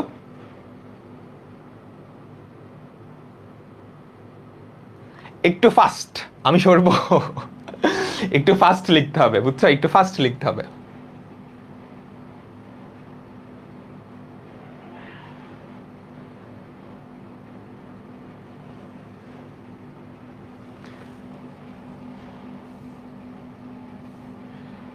আচ্ছা, ঠিক আছে, আমরা এখন পরবর্তী কনসেপ্টে যাচ্ছি। এখন আমরা যেটা দেখবো সেটা হচ্ছে জটিল সংখ্যার যোগ বিয়োগ গুণ। তো আমাদের প্রথম যে টপিকটা সেটা হচ্ছে জটিল সংখ্যার যোগ। দুইটা জটিল সংখ্যার যোগ। আমরা দুইটা জটিল সংখ্যা চিন্তা করি। আমাদের কাছে দুইটা জটিল সংখ্যা আছে, z1 = a plus ib, আরেকটা জটিল সংখ্যা আছে z2 = c + id। বুঝলাম? আমাদের কাছে দুইটা জটিল সংখ্যা আছে, z1 = a plus ib R c plus id। এখন এই দুইটা জটিল সংখ্যা আমরা যোগ করব। এখন এই যে দুইটা জটিল সংখ্যা, এই দুইটা জটিল সংখ্যা আমরা যোগ করব, z1 + z2। দুইটা জটিল সংখ্যা যোগ করা মানে হচ্ছে তাদের বাস্তব অংশ দুইটা যোগ করা আর কাল্পনিক অংশ দুইটা যোগ করা। দুইটা জটিল সংখ্যা যোগ করা মানে হচ্ছে তাদের বাস্তব অংশ দুইটা তুমি আলাদা আলাদা হয়ে যোগ করবা, কাল্পনিক অংশ দুইটা আলাদা আলাদা হয়ে যোগ করবা। তো এখানে বাস্তব অংশ কারা কারা? a আর c, এই দুইটা আলাদাভাবে যোগ করবা। তারপর কাল্পনিক অংশ যারা যারা আছে তাদেরকে আলাদাভাবে যোগ করে i এর সাথে মিলাই দিবা। তো আমাদের বাস্তব অংশ কি? a plus c। আমি বাস্তব অংশ দুইটা আলাদাভাবে যোগ করলাম, তারপর i তার সাথে কি কাল্পনিক অংশ দুইটা। এইবার তোমরা চিন্তা করো তো, ভেক্টর যোগে তোমরা কি করতা? দুইটা ভেক্টরের যখন যোগ করতা, একটু মিলায় দেখো তো।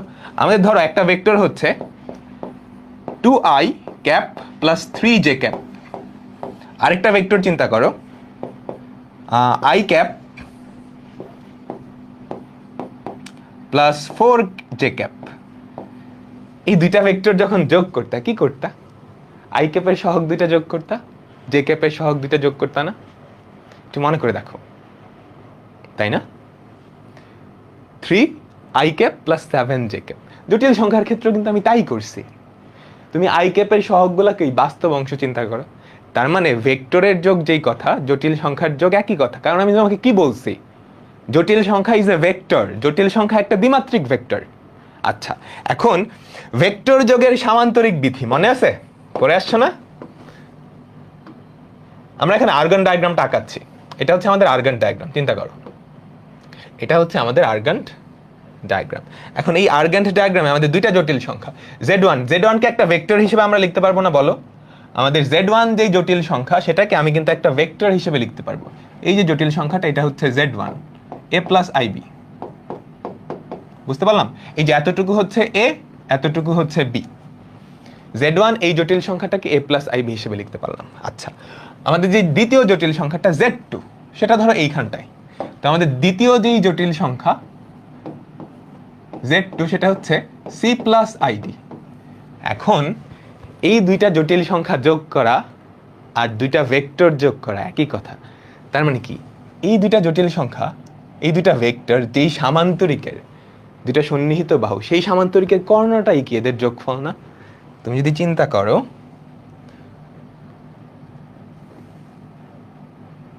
এটা এভাবে না দিয়ে আমাকে একটু দাঁড়াও দাঁড়াও দাঁড়াও দাঁড়াও দাঁড়াও দাঁড়াও একটু সুন্দর করে দিই। আচ্ছা, এই তো সুন্দর।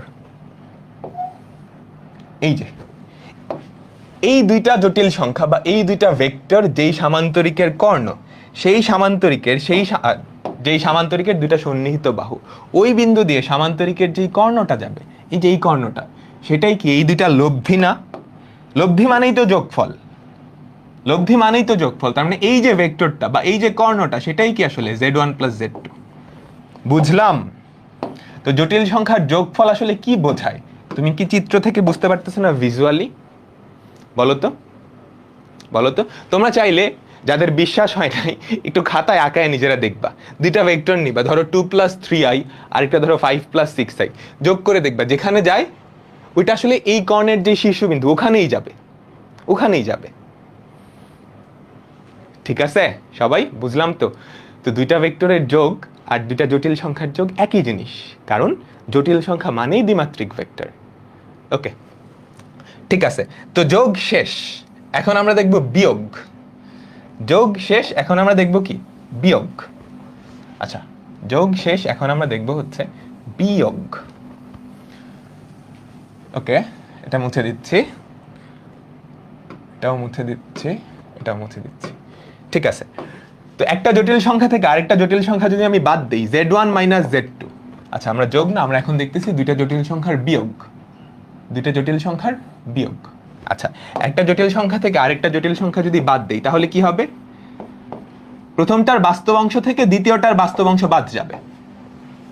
প্রথমটার বাস্তব অংশ থেকে দ্বিতীয়টার বাস্তব অংশ বাদ যাবে, প্লাস i ইন্টু প্রথমটার কাল্পনিক অংশ থেকে দ্বিতীয়টার কাল্পনিক অংশ বাদ যাবে। ভেক্টরের ক্ষেত্রে কিন্তু একই কাহিনী হইতো, তাই না? ভেক্টরের ক্ষেত্রে কিন্তু একই কাহিনী হইতো। আমরা দুইটা ভেক্টর যখন বিয়োগ করতাম, কি কাহিনী হইতো বলো তো? v1 মাইনাস v2, আই ক্যাপের সহগ থেকে আই ক্যাপের সহগ বাদ, জে ক্যাপের সহগ থেকে জে ক্যাপের সহগ বাদ। উল্টাভাবে তুমি এভাবে চিন্তা করতে পারতো না? ভেক্টরের বিয়োগ মানে কি? প্রথম ভেক্টরের সাথে দ্বিতীয় ভেক্টরের যে বিপরীতটা, সেটা যোগ করা না? ভেক্টরের বিয়োগ মানে কি? প্রথম ভেক্টরের সাথে দ্বিতীয় ভেক্টরের যেই উল্টাটা, সেটা যোগ করা। জটিল সংখ্যার বিয়োগ মানে এটাই। z1 মাইনাস z2 না, তুমি কি চিন্তা করতে পারো? z2টাকে উল্টাইলে, নেগেটিভ করলে, z2কে নেগেটিভ করলে যেটা পাবা, সেটার সাথে যোগ। এখন একটা ভেক্টরকে তুমি যদি নেগেটিভ করো, তাহলে কি হয়? সে 180 ডিগ্রি ঘুরে যায় না? খেয়াল করো, এই যে আমাদের z2 এইটাকে তুমি যদি নেগেটিভ করো, তাহলে z2-র কি কাহিনী হবে বলো তো? ও উল্টা দিকে ঘুরে যাবে। কাহিনী বুঝছো, তাই না? এই যে এই যে সাদা ভেক্টরটা, সেটাকে আমরা তখন লিখতে পারবো নেগেটিভ z2। বুঝছো? এটা ছিল অ্যাকচুয়াল z2, এটাকে জাস্ট উল্টায় দিছে, তাহলে কি নেগেটিভ z2 হবে। এখন তুমি কি করবা? এটা হচ্ছে আমাদের z1 আর এটা হচ্ছে নেগেটিভ z2। এই দুইটা যোগ করা মানেই কি? z1 থেকে z2 বাদ দেওয়া, z1 এর সাথে নেগেটিভ z2 যোগ করা। উল্টা কথায় বলতে গেলে z1 থেকে z2 বাদ দেওয়া। তো এখন এই দুইটা যদি তুমি করো, তাহলে যেটা হবে, এটা এখানে থাকবে, এইটা, দাঁড়াও এটাকে একটু চেঞ্জ করতে হবে, তাইলে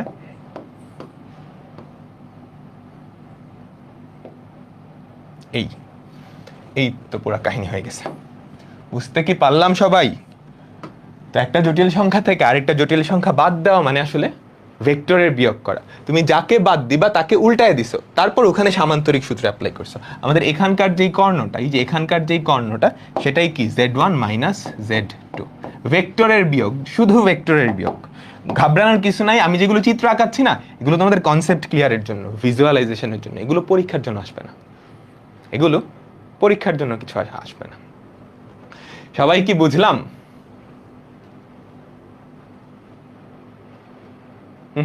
ভাগ কেন হয় না? তোমাকে কে বলছে ভাগ হয় না?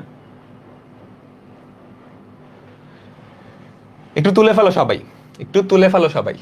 জটিল সংখ্যার যোগ আর বিয়োগ আশা করি বোঝা গেছে। আমরা কি করছি, এখানে যোগ বিয়োগের ফর্মুলা দেখাইছি আর ওখানে কি সামান্তরিক সূত্রটা দেখাইছি। ভেক্টর যোগও সামান্তরিক মানে, জটিল সংখ্যার যোগও সামান্তরিক সূত্র মানে, বিয়োগটাও সামান্তরিক সূত্রই মানতেছে। আমরা যেটা করছি, আমাদের যেই ভেক্টরটাকে বাদ দিতে হবে, এই যে Z2, এটাকে উল্টায় করে দিছি, যে নেগেটিভ Z2। নেগেটিভ Z2 তাহলে অ্যাকচুয়ালি কি হবে বলো তো? নেগেটিভ Z2 আসলে এটা নেগেটিভ হবে না, নেগেটিভ সি নেগেটিভ আইডি, তাই তো? এটাকে জাস্ট উল্টা করে দিচ্ছে, -1 দিয়ে গুণ করছে, এখানে চলে আসছে, তারপর এইটা আর ওইটা যোগ করলেই কি Z1 - Z2 পাবা। ডেসমোজে তোমরা করে নিও, ডেসমোজে তোমরা দেখে নিও, করতে পারবা এগুলা, একদমই সহজ। ঠিক আছে, সবার তোলা শেষ আশা করি।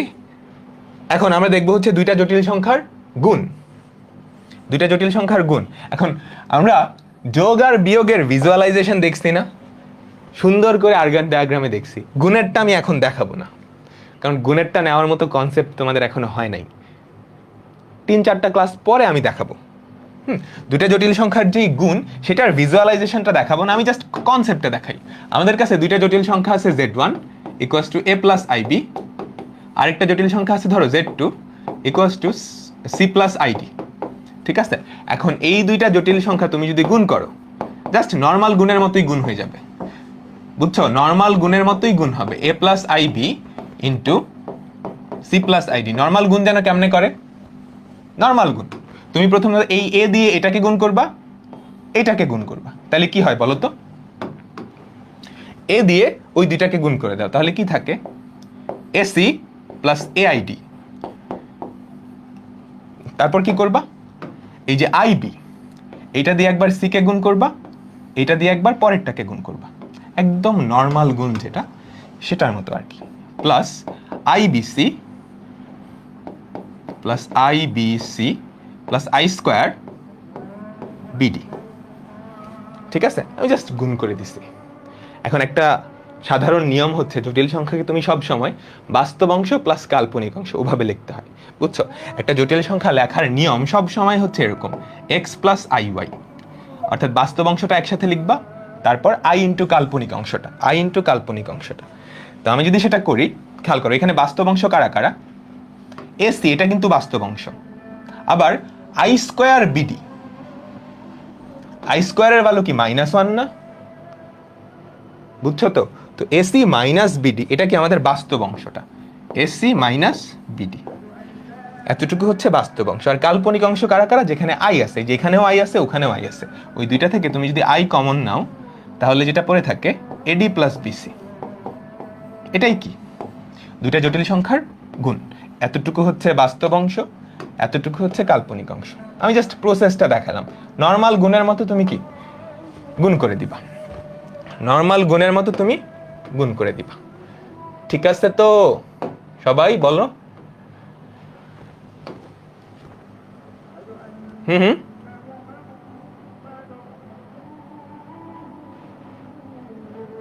ঠিক আছে, এখন আমরা একটু এক্সাম্পল দেখি। ধরো আমাদের একটা জটিল সংখ্যা, এগুলো একদমই বেসিক এক্সাম্পল, 2 + 3 thrice i। আরেকটা জটিল সংখ্যা ধরো Z2, ধরো 2, আচ্ছা 1 - 7i। এই দুইটা জটিল সংখ্যা আমি গুণ করব। আমি তোমাকে বলছি না জটিল সংখ্যার সবকিছুই ক্যালকুলেটর দিয়ে করা যায়, আগে শিখো কনসেপ্ট, পরে সবকিছুই ক্যালকুলেটর দিয়ে কিভাবে করে ওটা তোমাদের দেখাই দেবো না। হ্যাঁ, দেখো এগুলো জাস্ট ক্যালকুলেটরে একটা চাপ দিলেই হয়ে যায়, 2 + 3i * 1 - 7i। তুমি জাস্ট গুণ করে দিবা নর্মাল গুণের মতো, 2 একবার কি একের সাথে যাবে, 2 একবার 7-এর সাথে যাবে, তো যেটা পরে থাকবে খেয়াল করো তো, 2 একে 2 -14i, বুঝছো? এই 2 দিয়ে আমি পরের দুইটাকে গুণ করে দিছি, তারপর এই যে thrice i, এই thrice i দিয়ে আবার গুণ করতে হবে।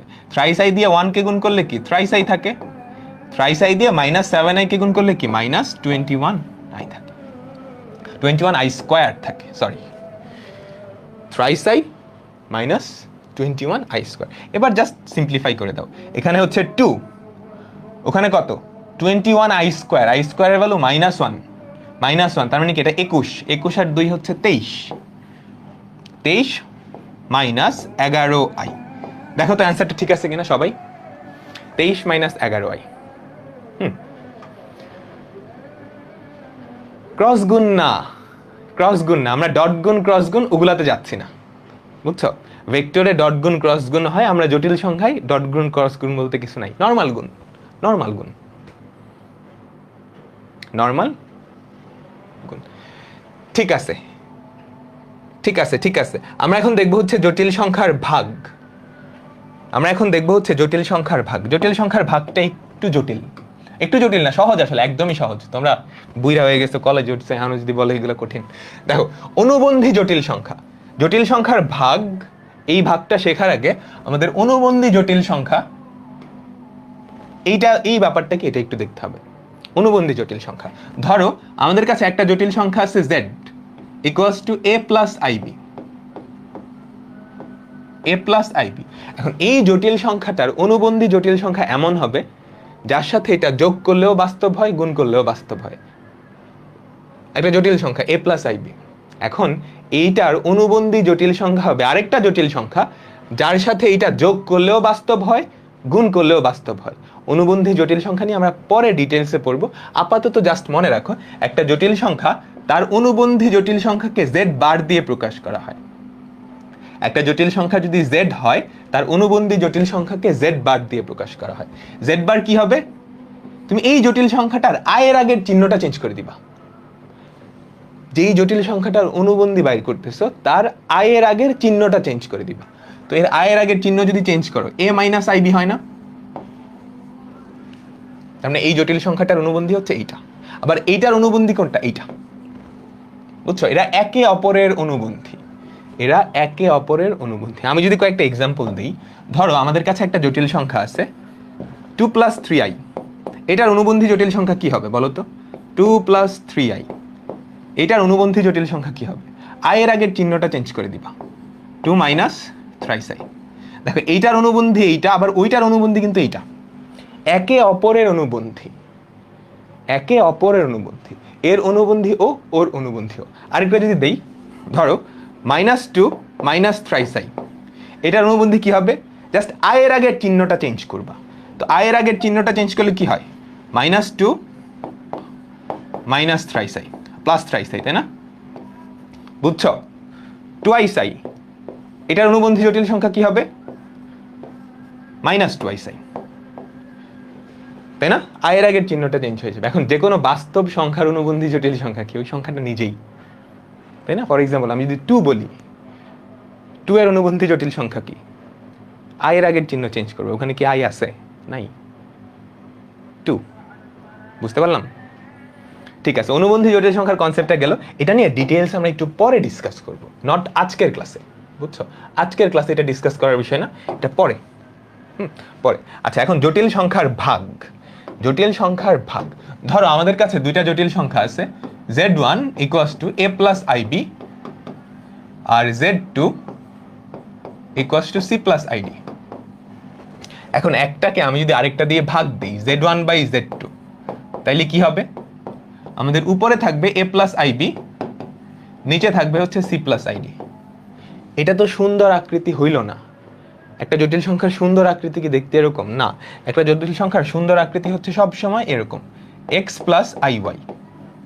বুঝছো? জাস্ট দুইটা জিনিস থাকবে তার এখানে, বাস্তব অংশ, কাল্পনিক অংশ। এনে তো হাবিজাবি কি কি চলে আসছে। আমরা সব সময় চেষ্টা করব নিচে একটা ভগ্নাংশের হরে, হরে যদি জটিল কিছু থাকে, i থাকে, ওইটাকে দূর করার। আমরা সব সময় চেষ্টা করব একটা জটিল সংখ্যার হরে, হরে যদি i থাকে, ওই iটাকে দূর করার। এখন এখান থেকে i দূর করার উপায় কি? একটা জটিল সংখ্যা থেকে i দূর করার উপায় হচ্ছে তাকে তার অনুবন্ধী দিয়ে গুণ করা। আমি তোমাকে বলছি না, একটা জটিল সংখ্যার সাথে তার অনুবন্ধী জটিল সংখ্যাটা যোগ করলেও বাস্তব হয়, গুণ করলেও বাস্তব হয়। তুমি এই যে এই দুইটা যোগ করো তো, খেয়াল করো, এই দুইটা যদি যোগ করো তাহলে কি হয়?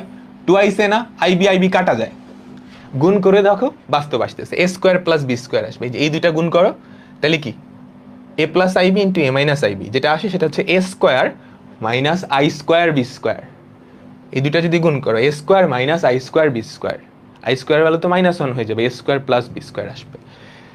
তো আমি নিচে থেকে কি চাচ্ছি? আইটাকে সরানোর। কেমনে সরাবো? এইটার অনুবন্ধী, আমাদের হরের অনুবন্ধী দিয়ে উপরে নিচে গুণ করতে হবে। তো হরের অনুবন্ধী দিয়ে যদি উপরে নিচে গুণ করো, কি থাকবে? সি প্লাস আইডি, এটার অনুবন্ধী কি সি মাইনাস আইডি। তো নিচে গুণ করছো, এমনি কি নিচে নিচে গুণ করতে পারবা না, উপরেও গুণ করতে হবে না, আকাশ থেকে তো তুমি আনতে পারবা না, তাই না? নিচে গুণ করছো, এই জন্য উপরেও গুণ করতে হবে। এরপর এটাকে সিম্পলিফাই করলেই ওই আকৃতিতে চলে যাবে। আমরা একটা এক্সাম্পল দেখব একটু পরে। যখনই তোমাকে জটিল সংখ্যার ভাগ দিবে, তুমি যেটা করবা, হরের অনুবন্ধী দিয়ে লব আর হরকে গুণ করবা, তারপর ওখানে সিম্পলিফাই করলেই অ্যান্সার চলে আসবে। ঠিক আছে? এগুলা কি উভমুখী বিক্রিয়া? আমরা আজকে সব পড়ে ফেলতেছি, ফিজিক্স, কেমিস্ট্রি, ম্যাথ, সব একদম। ঠিক আছে, আমরা একটা এক্সাম্পল দেখি। আমরা একটা এক্সাম্পল দেখি, দাঁড়া একটা সুন্দর একটা এক্সাম্পল নিয়ে আসি। 5 minus I 2 minus thrice I. আমরা একটা ভাগফলের এক্সাম্পল দেখব। আরে ভুলে গেছি আবার। 5 মাইনাস আই 2 মাইনাস 3i। আমরা একটা জটিল সংখ্যার 5 মাইনাস আই 2 মাইনাস 3i ভাগফলের এক্সাম্পলটা দেখব। তোমার কাজ কি? নিচে নিচে যেই বেচারা আছে ওখানে কখনোই জটিল কিছু রাখা যাবে না। ভগ্নাংশের হরে কখনো আই রাখতে পারবে না, এটা ম্যাথসের ভালো জিনিস না। তুমি নিচে কখনো আই রাখতে পারবে না। তো আই দূর করার জন্য কি করতে হবে? এটার অনুবন্ধী দিয়ে উপরে নিচে গুণ করো। তো এটার অনুবন্ধী দিয়ে তুমি যদি উপরে নিচে গুণ করো তাহলে কি থাকে বলো তো? 2 minus thrice i into 2 plus thrice i. অনুবন্ধী হচ্ছে 2 প্লাস থ্রাইস আই, তাই না? আর উপরে হচ্ছে 5 minus I into 2 plus thrice I. বুঝছো? এখন এটা সিম্পলিফাই করলে হবে। সিম্পলিফাই কেমনে করবা? গুণ করবা, উপরে নিচে গুণ করো। দেখো নিচে যদি গুণ করো, নিচে কি A minus B into A plus B না? A minus B into A plus B, যেটা পড়ে থাকে সেটা হচ্ছে A square minus B square, A square minus thrice i তার হোল স্কোয়ার। আর উপরে যদি গুণ করো 5 দুগুণে 10 প্লাস 3 5 15টা i minus twice i minus thrice i square. এবার নিচে কি পড়ে থাকে বলো তো? 2 স্কোয়ার প্লাস 3 স্কোয়ার, তাই না? আই স্কোয়ারের ভ্যালু তো -1 হয়ে যাবে। -1 আর আগের মাইনাসটা কি মিলে প্লাস হয়ে গেছে। তো উপরে কি থাকে বলো তো? 15টা আই থেকে 2টা আই বাদ দিচ্ছ, 15টা আই থেকে 2টা আই বাদ দিচ্ছ, 13টা আই। আর ওদিকে 10 মাইনাস 3 আই স্কোয়ার। এই যে এই আই স্কোয়ারের ভ্যালু কত? -1, মাইনাসে মাইনাসে প্লাস হয়ে যাবে, প্লাস 3 আর 10 কি প্লাস 13। এখন খেয়াল করো, তুমি উপরে নিচে থেকে যদি 13 কমন নাও 1 প্লাস আই হয়, আর নিচে 13 থাকে, কাটাকাটি গিয়ে কি 1 প্লাস আই। দেখছো সুন্দর একটা ভাগফল চলে আসছে। ঠিক আছে, এই ভাগফলটা ওই আকৃতি আসছে না আমাদের জটিল সংখ্যার যে আদর্শ আকৃতি x প্লাস আই ওয়াই, যার বাস্তব অংশ কত 1, কাল্পনিক অংশ কত 1। হ্যাঁ, অনেকগুলো অ্যান্সার দেখতে পাচ্ছি, সুন্দর। ঠিক আছে, নেট প্রবলেমের কারণে লাইভ না করতে পারলে রেকর্ডিং করবা, অসুবিধা নাই। অসুবিধা নেই। ভাইয়া স্কোয়ারের মধ্যে -1 +1 হবে না? কোথায় বলতেছ? এ স্কোয়ার মাইনাস বি স্কোয়ার, এই আই স্কোয়ারের ভ্যালুটা -1 হয়ে গেছে, ওই -1টা জাস্ট এখানে আসছে। বুঝছো? এই যে 3 স্কোয়ার ইন্টু আই স্কোয়ার হয় না, কাহিনী বুঝছো তো? এই যে 3 আই স্কোয়ার, এটাকে তুমি এভাবে লিখতে পারো 3 স্কোয়ার ইন্টু আই স্কোয়ার।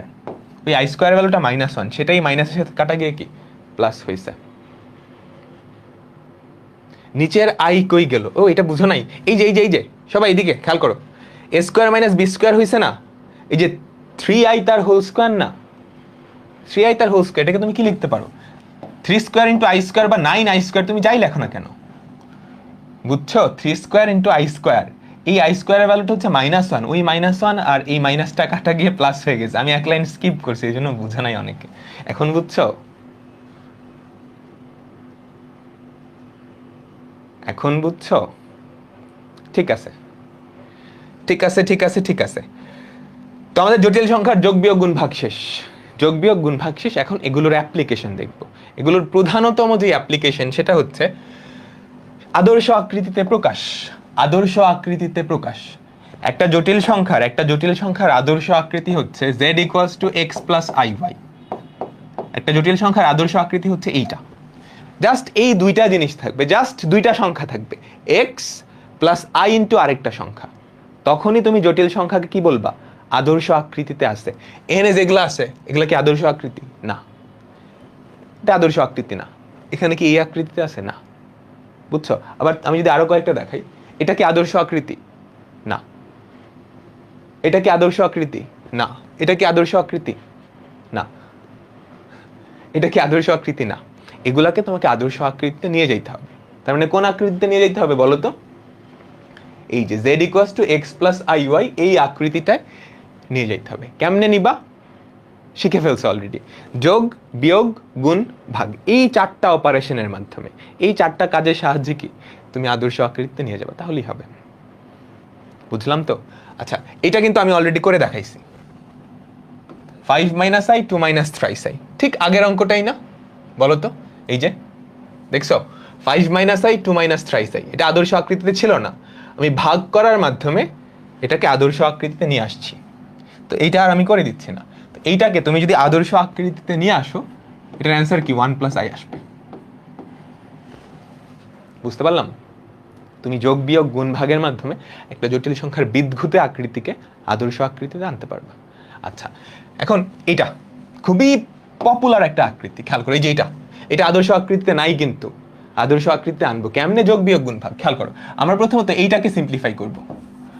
আমরা প্রথমত এই যে এই জিনিসটাকে সিম্পলিফাই করব। তো এইটা ইকুয়ালস টু কি লেখা যায়? উপরে হচ্ছে 1 মাইনাস, সবার উপরে হচ্ছে আই, আর এদিকে খেয়াল করো 1 প্লাস আই, তুমি যদি লসাগু নাও, যে এই দুইটা থেকে 1 প্লাস আই যদি লসাগু দাও, 1 প্লাস আই মাইনাস 1। বুঝছো? আমি জাস্ট লসাগু করছি। এখান থেকে বলো তো কি কি কাটা যায়? 1 আর মাইনাস 1 কাটা যায়, 1 আর মাইনাস 1 কাটা যায়। তো পরে থাকে কি বলো তো?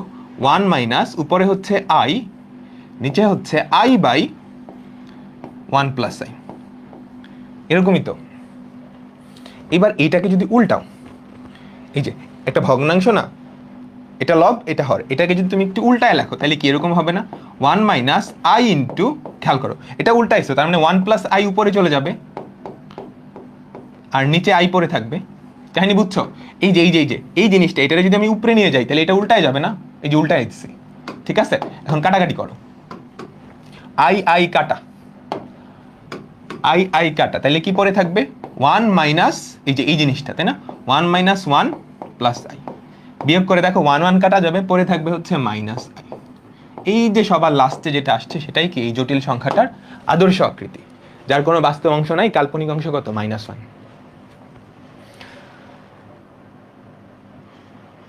যার কোনো বাস্তব অংশ নাই, কাল্পনিক অংশ কত? -1। সবাই কি বুঝলাম?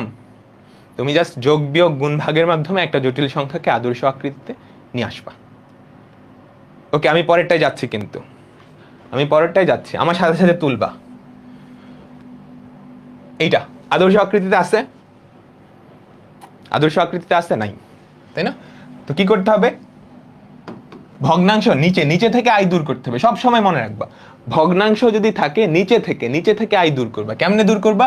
অনুবন্ধী দিয়ে গুণ। তো অনুবন্ধী দিয়ে যদি গুণ করো, 1 minus I into 1 plus I, উপরে কি থাকবে? 1 plus I into 1 plus I, তার মানে 1 প্লাস আই তার হোল স্কোয়ার। এটা লিখতে পারো, অথবা তোমার বুঝতে অসুবিধা হলে 1 প্লাস আই, আমি উপরে নিচে 1 প্লাস আই দিয়ে গুণ করছি। নিচে A plus B into A minus B, 1 minus i square, উপরে কি থাকবে? 1 plus i plus i plus i square. বুঝতে পারলাম? আই স্কোয়ারের ভ্যালু -1, তো 1 প্লাস 1 হয়ে যায় নিচে। এই যে আই স্কোয়ারের ভ্যালু -1, মাইনাসে মাইনাসে plus, 1 plus twice i, 1 plus twice i, আর ওইটা হচ্ছে -1। তো তাই যদি হয় বলো তো, এটা কাটা, উপরে হয় টুয়াইস আই, উপরে হয় টুয়াইস আই, নিচে কত? 2। সুন্দর, খুবই সুন্দর একটা রেজাল্ট চলে আসছে। এইটার আদর্শ আকৃতি কি? আই চলে আসছে না? কেন খুবই সুন্দর বললাম বলো তো? কেন খুবই সুন্দর বললাম? আমরা পুরা প্রথম ক্লাস জুড়ে কি নিয়ে কাহিনী করছি? এই আই নিয়ে কাহিনী করছি না? আয়ের ঘাত বাইর করছি, ধারা বাইর করছি, হাবিজাবি কত কিছু বাইর করছি।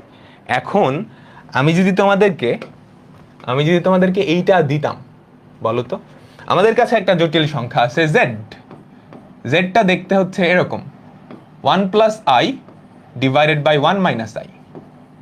জেডটা দেখতে এরকম। আমি তোমাকে বের করতে বললাম, প্রথমত আমি তোমাকে বের করতে বললাম জেড টু দি পাওয়ার 1 2 3 4 5 6 7 8 9, এটা বের করতে বললাম। কয়জন পারতা বলো তো? আই টু দি পাওয়ার এইটা সবাই পারতা, আই টু দি পাওয়ার এটা সবাই পারতো, কারণ আমি শিখাইছি। কোয়েশ্চেনটা একটু ঘুরাই দিছি, এবার আই দিলাম না, আইয়ের জায়গায় এইটা দিলাম। যারা জানতো না যে আই এটাকে সিম্পলিফাই করলে আসলে আই হয়, তারা কি জীবনেও ধরতে পারবে না? তো এটা খুবই ইম্পর্টেন্ট একটা রেজাল্ট। এই ভ্যালুটা যে আই হয় এটা তুমি মনে রাখবা, বুঝছো? এমসিকিউতে অনেক হেল্প করবে এই যে এই জিনিসটা। আমি তোমাকে কিছু জিনিস মনে রাখতে বলতেছি, ওগুলো মনে রাখবা। এই জিনিসটার ভ্যালু যে আই হয় এটা মনে রাখবা, বুঝছো? আচ্ছা, অথবা আমি যদি তোমাকে এটা বাইর করতে বললাম, ধরো Z to the power 9 plus Z to the power 10 plus Z to the power 11 plus dot dot dot dot dot Z to the power 99, এটার ভ্যালু কত? যারা এই কনসেপ্টটা জানে না যে এটার ভ্যালু আই, তারা এটা দেখলে কি করবে? উল্টা দিকে দৌড় দিবে না? তাই তো? এই সবাই বুঝলাম তো? হ্যাঁ হ্যাঁ, পারবা না? ঠিক আছে ঠিক আছে ঠিক আছে ঠিক আছে। আচ্ছা, এরপরে খেয়াল করো, নিচের বীজগাণিতিক রাশিগুলোকে এ প্লাস আইবি আকৃতিতে প্রকাশ করো। পারবা না? এই যে এ প্লাস আইবি আকৃতিতে প্রকাশ করবো, এই পাশেরটা তো সবাই পারবা, এই পাশেরটা তো সবাই পারবা। আমাদের যে লেফট সাইডেরটা আছে ওটা সবাই পারবা, আমি করে দিচ্ছি না। লেফট সাইডেরটা করে দিচ্ছি না, লেফট সাইড হচ্ছে হোমওয়ার্ক, এইটা হোমওয়ার্ক। রাইট সাইডেরটা পারবা, ঘাবড়ানোর কিছু নাই। রাইট সাইডেরটাও পারবা, ঘাবড়ানোর কিছু নাই। রাইট সাইডেরটা কি করবা বলো তো? তুমি লেফট সাইডেরটা পারছো, রাইট সাইডটা আসলে কি? লেফট সাইডে যেরকম জিনিস, যেই জিনিসটা আছে ওইটাই দুইটা আছে না? লেফট সাইডেরটা সিম্পলিফিকেশন পারবা। রাইট সাইডেরটা আসলে কি? লেফট সাইডে যেটা ছিল ওইটাই দুইটা যোগাকারে আছে। তুমি কি করবা তাইলে? তুমি আলাদা আলাদা ভাবে প্রথমত এটা সিম্পলিফাই করবা, তারপর এটা সিম্পলিফাই করবা, যোগ করে দিবা। কনসেপ্ট বুঝছো? এরকম অঙ্ক করাইছি। এখন এইটা আসলে কি? ওই আগের অঙ্কটাই দুইটা অঙ্ক যোগ করে দিছে, এটা সিম্পলিফাই করবা, ওটা সিম্পলিফাই করবা, কাজ শেষ। একটু করে দিচ্ছি, ঠিক আছে? এটা বেশ কমপ্লেক্স আছে, মানে নাম্বারগুলো বিদঘুটে আসে। তো এইটাকে তুমি যদি সিম্পলিফাই করতে চাও কি করবা? আমাদের যে হর তার অনুবন্ধী দিয়ে উপরে নিচে গুণ করবা, 1 প্লাস টুয়াইস আই, তারপর ওদিকে হয় 1 plus 5i into 1 plus twice I, ঠিক আছে? সেম ভাবে তুমি ওখানেও কি করবা? আমাদের যে হরের অনুবন্ধী, সেটা দিয়ে গুণ করবা, বুঝছো? উপরে হবে 5 মাইনাস থ্রাইস আই, তারপর এদিকে হবে 2 মাইনাস থ্রাইস আই। এরপর এটা সিম্পলিফাই করবা, এটা সিম্পলিফাই করবা, যোগ করে অ্যান্সার নিয়ে আসবা। পারবা কিনা সবাই বলো? না পারলে করে দিব। ক্যালকুলেশনটা একটু কমপ্লেক্স, মানে বিদঘুটে ভ্যালু চলে আসে, বুঝছো? বিদঘুটে ভ্যালু চলে আসে, বাট ব্যাপারটা সহজ। আমি তোমাদের একটু বলে দিই কি আসবে। -9 প্লাস 7i, এই যে এটাকে যদি সিম্পলিফাই করো আমাদের উপরে আসবে হচ্ছে -9 প্লাস 7i, আর নিচে হচ্ছে 5 আসবে, বুঝছো? আর এদিকে আসবে 1 মাইনাস 21i, আর ওদিকে আসবে হচ্ছে 1 minus 21i divided by 13 plus এইটাকে যদি সিম্পলিফাই করো যেটা আসবে সেটা হচ্ছে 1 মাইনাস 21i ডিভাইডেড বাই 13। সিম্পলিফিকেশনটা বাসায় করবাই, যে এখানে কয়েকটা লাইন স্কিপ করছি ওইটা তুমি হোমওয়ার্ক হিসেবে বাসায় করে নিবা। জাস্ট গুণ গুণ করলেই দেখবে এটা আসে। তারপর এখানে কি লসাগু করে কি করবা? যোগ করে দিবা। ভগ্নাংশের যোগ আর কি, নর্মাল ভগ্নাংশের যোগের মতো। তো যোগ করলে যেটা আসবে, আমি রেজাল্টটা লিখে দিচ্ছি। উপরে হচ্ছে -112 minus 14i divided by 65, -112 minus 14i divided by 65। Just লসাগু করে অ্যান্সারটা বের করে ফেলবা। হোমওয়ার্ক দিচ্ছি কিন্তু, হোমওয়ার্ক দিচ্ছি কিন্তু, ঠিক আছে? একটু বড় হবে, হ্যাঁ একটু বড় হবে, এমনিই দিচ্ছি। এগুলো নর্মালি পরীক্ষায় আসবে না। পরীক্ষায় আসলে যদি এমসিকিউতে আসে 5 সেকেন্ড লাগবে এটা দিয়ে করতে, ক্যালকুলেটর দিয়ে। দেখাবো দেখাবো, হ্যাঁ দেখাবো, ঠিক আছে? সেম ভাবে দেখো, তিনটা জিনিসের গুণফল বাইর করতে বলছে, পারবা না? নিচের বীজগাণিতিক রাশিকে a প্লাস আইবি এই আকৃতিতে প্রকাশ করো, পারবা না? তুমি কি করবা? ফার্স্টে প্রথম দুইটা গুণ করবা, পরে লাস্টের দুইটা গুণ করবা, ঠিক আছে? আমি এটা করে দিচ্ছি। তুমি ফার্স্টে কি করবা? প্রথম দুইটা গুণ করবা। খেয়াল করো, এই যে এই দুইটা গুণ করবা, এই দুইটা যদি গুণ করো কি হয়? 5 দুগুণে 10 plus 6i plus 5i plus 3i square into 8 plus 5i। প্রথম দুইটা গুণ করছি। এবার এখানে সিম্পলিফাই করলে কি হয় বলো তো, 10 প্লাস 10 মাইনাস 3 7, বুঝছো? এই যে এটা হচ্ছে 10, এটা হচ্ছে 10, আর এই যে এটা কত, -3 হয়ে যাবে, কারণ আই স্কোয়ারের ভ্যালু তো -1। এই দুইটা মিলে কি হয়েছে 7 প্লাস 11i, আর ওদিকে হচ্ছে 8 প্লাস 5i। এখন এই দুইটা গুণ করবা, গুণ করলে কি হয় বলো তো, 7 8 56, জাস্ট গুণ, যোগ বিয়োগ গুণ ভাগ, এগুলো তোমরা পারো, ঘাবড়ানোর কিছু নাই। প্লাস 5 7 35 i প্লাস 8 11 কত 88 plus 55 i square, 55 i square কি থাকে খেয়াল করো, 56 55 i স্কোয়ার, i স্কোয়ারের ভ্যালু কত -1 না, তো 56 মাইনাস 55, আর এখানে 35 আর 88 হাতে যোগ করতে পারবা না বলো তো, 35 আর 88, এই যে 35 এখান থেকে তুমি 2 ওখানে দিয়ে দাও, তাহলে 90 হয়, 90 আর 32, 90 আর 32 কত হয়, 90 আর 33 123 প্লাস 123টা i, তো যেটা থাকে 1 প্লাস 123 i। এটাই কি আমাদের সিম্পলিফাইড ভার্সন। কয়জন করতে পারছে আমার আগে দেখি তো, ক্যালকুলেটর দিয়ে করা যাবে না কিন্তু, সাবধান। 1 প্লাস 123 i, হ্যাঁ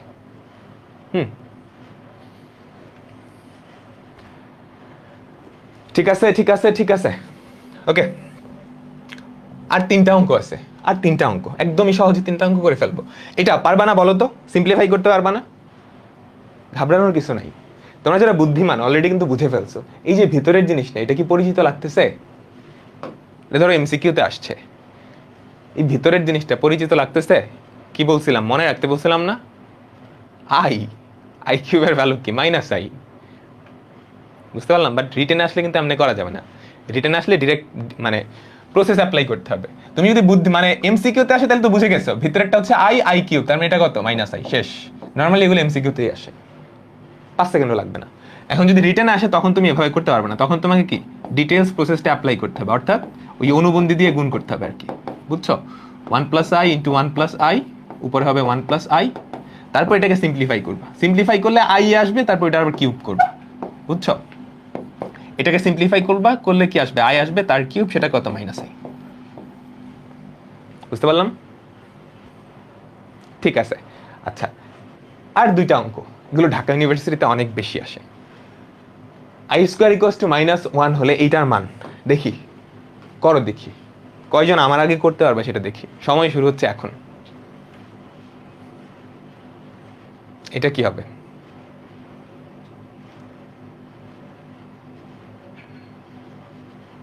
আজকে এইচডব্লিউ দিব না, কালকে থেকে এইচডব্লিউ শুরু হবে, নেক্সট ক্লাস থেকে।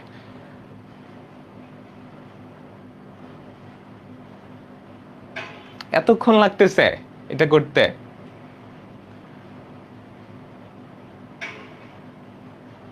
একজন লিখছে সি, একজন লিখছে এ, একজন লিখছে ডি। এটা নর্মালি করতে গেলে কিন্তু ডিফিকাল্ট হবে, নর্মালি সিম্পলিফাই করতে ডিফিকাল্ট হবে না। বাট আমি তোমাকে কি বলছি, এই জিনিসটা মনে রাখতে বলছি না, I inverse equals to -i, একদম শুরুতে কিন্তু এটা মনে রাখতে বলছি। মনে পড়ে? মনে পড়ে? মনে পড়ে? তো এটা মনে রাখলে তোমার এমসিকিউ কিংবা ঢাকা ইউনিভার্সিটি তো ক্যালকুলেটর অ্যালাউ করে না, সেখানে এই অঙ্কগুলো জাস্ট ধুরুম ধুরুম করে করে ফেলতে পারবা। দেখো আই ইনভার্সের ভ্যালু -1 -i, তো তাই যদি হয় এটা কি দাঁড়ায়, আই মাইনাস, এই যে খেয়াল করো আই ইনভার্স আছে না, এই আই ইনভার্সের জায়গায় তুমি কি -i বসাবা, নিচে আই প্লাস 2i ইনভার্স, এই যে 2i ইনভার্স, i এর জায়গায় -i, তো -2i। তো আমাদের উপরে কি থাকে বলো তো, উপরে থাকে 2i, নিচে কি -i, আমাদের অ্যান্সার কত -2 ডি। এতক্ষণ লাগলো কেন? আমি তোমাদের বলছি না এটা মনে রাখতে, এই যে জিনিসটা খেয়ে ফেলছ, বিভিন্ন অ্যান্সার আসতেছে, এ এ ডি বি। এটা সহজ ছিল, তুমি যদি এটা মনে রাখো তাহলে খুবই সহজ, যদি এটা না মনে রাখে করতে যাও তাহলে একটু কঠিন হবে, তাও যে খুব কঠিন ওরকম না। কিন্তু ধরো তুমি এটা তোমার মনে নাই, তখন তুমি কি করবা, একটু ডিটেলস প্রসেস অ্যাপ্লাই করতে হবে। ডিটেলস প্রসেসটা কি, i -1/i, আর ওদিকে হবে 1, আচ্ছা i প্লাস 2/i। এবার তুমি লসাগু গসাগু করে সিম্পলিফাই করবা আর কি, বুঝছো? সিম্পলিফাই করলে দেখবা -2ই আসতেছে। বাট এটা মনে রাখলে কি ধুম। এই যে সবাই ভুলে গেছে, আজকের ক্লাসে পড়াইছি, তো আমি যখন 10টা ক্লাস করাবো তখন এগুলো মনে থাকবে তোমাদের। হ্যাঁ, প্র্যাকটিসে রাখতে হবে, বুঝছো? আজকের লাস্ট অঙ্ক, আই ইনভার্স কিভাবে মাইনাস আই না I two the power -1 equals to I হয়। তুমি কি ক্লাসের শুরুতে ছিলা? ক্লাসের শুরুতে দেখাইছি, আবার গত ক্লাসেও দেখাইছি, একদম ক্লাসের শুরুতে গিয়ে দেখো। লাস্ট অঙ্ক করো, আজকের লাস্ট অঙ্ক। তো আমরা এখনো আসলে মেইন অঙ্কে যাচ্ছি না, মানে মেইন অঙ্কে ঢুকি নাই, আমরা মূলত এমসিকিউ টাইপ বেসিক কনসেপ্ট দেখে ফেলছি। কালকে থেকে মূল কনসেপ্ট শুরু হবে মডুলাস এবং আর্গুমেন্টের মাধ্যমে। কয়দিন পর পর তো সব ভুলে যাই, ভুলে যাওয়াটাই কি স্বাভাবিক না? তুমি যদি একবার পরেই মনে রাখতে পারতা তাহলে তো মাশাল্লাহ। ভুলে যাওয়াটাই স্বাভাবিক, রিভিশনের মধ্যে থাকতে হবে। হ্যাঁ, এবার সবাই পারতেছো, এখন তো বলে দিচ্ছি, এখন তো পারবাই। দেখো আই ইনভার্সের ভ্যালু কত? মাইনাস আই না? তো এটা যদি মাইনাস আই বসাও, আই মাইনাস আই, আর নিচে কি আই মাইনাস মাইনাস আই, উপরে 0 হয় আর নিচে হয় টুয়াইস আই, অ্যান্সার কি 0। দেখছো ঢাকা ইউনিভার্সিটিতে কয়বার আসছে? একবার, দুইবার, তিনবার, সবগুলো ভার্সিটিতে চলে আসছে, আরো অনেকগুলো আসছে, আমি সবগুলো লিখি নাই। তো এর মাধ্যমে আমাদের আজকের ক্লাসটা শেষ। আমাদের নেক্সট ক্লাস থেকে মেইন টপিক মডুলাস এবং আর্গুমেন্ট এইটা শুরু হবে। ওকে, তো আমরা আজকের ক্লাসটা এখানেই শেষ করতেছি। সবাই পড়াশোনা কইরো, পড়াশোনার মধ্যে থাইকো। হোমওয়ার্ক দিচ্ছি না, হোমওয়ার্ক নেক্সট ক্লাস থেকে হবে। তোমরা জাস্ট এই স্লাইডটাই আরেকবার একটু দেখো, নেক্সট ক্লাসটা শুরু করার আগে এই স্লাইডটা আর প্রথম ক্লাসের স্লাইডটা আরেকবার একটু দেখবা, সব কিছু যাতে মাথায় থাকে। না দেখে কিন্তু ক্লাসে আইসো না, আমি তোমাকে বারে বারে বলতেছি। প্রত্যেকটা ক্লাস, আমার যেদিন ক্লাস হবে তোমাদের প্রতি সাজেশন হচ্ছে ওই ক্লাসটার 30 মিনিট আগে থেকে তুমি আগের 2টা ক্লাস একটু দেখে আসবা, তাহলে খুব ইজিলি সব কিছু ক্যাচ করতে পারবে। ওকে, জাস্ট স্লাইডটা, আমার স্লাইড দেখলেও হবে, কিংবা তোমার যে ক্লাস নোট সেটা দেখলেও হবে, ঠিক আছে? আর আমরা অনেক অঙ্ক ক্লাসের মধ্যেই করাই দিব। ধরো তোমাদের বইয়ে যে অঙ্কগুলো আছে না, দেখা যাবে যে 90% অঙ্ক আমি ক্লাসেই করাই দিতেছি, তো ঘাবড়ানোর কিছু নাই, বাকিগুলো নিজেরা এমনিতেই পারবা। ওকে, তো বিদায় নিচ্ছি, আল্লাহ হাফেজ, আল্লাহ হাফেজ।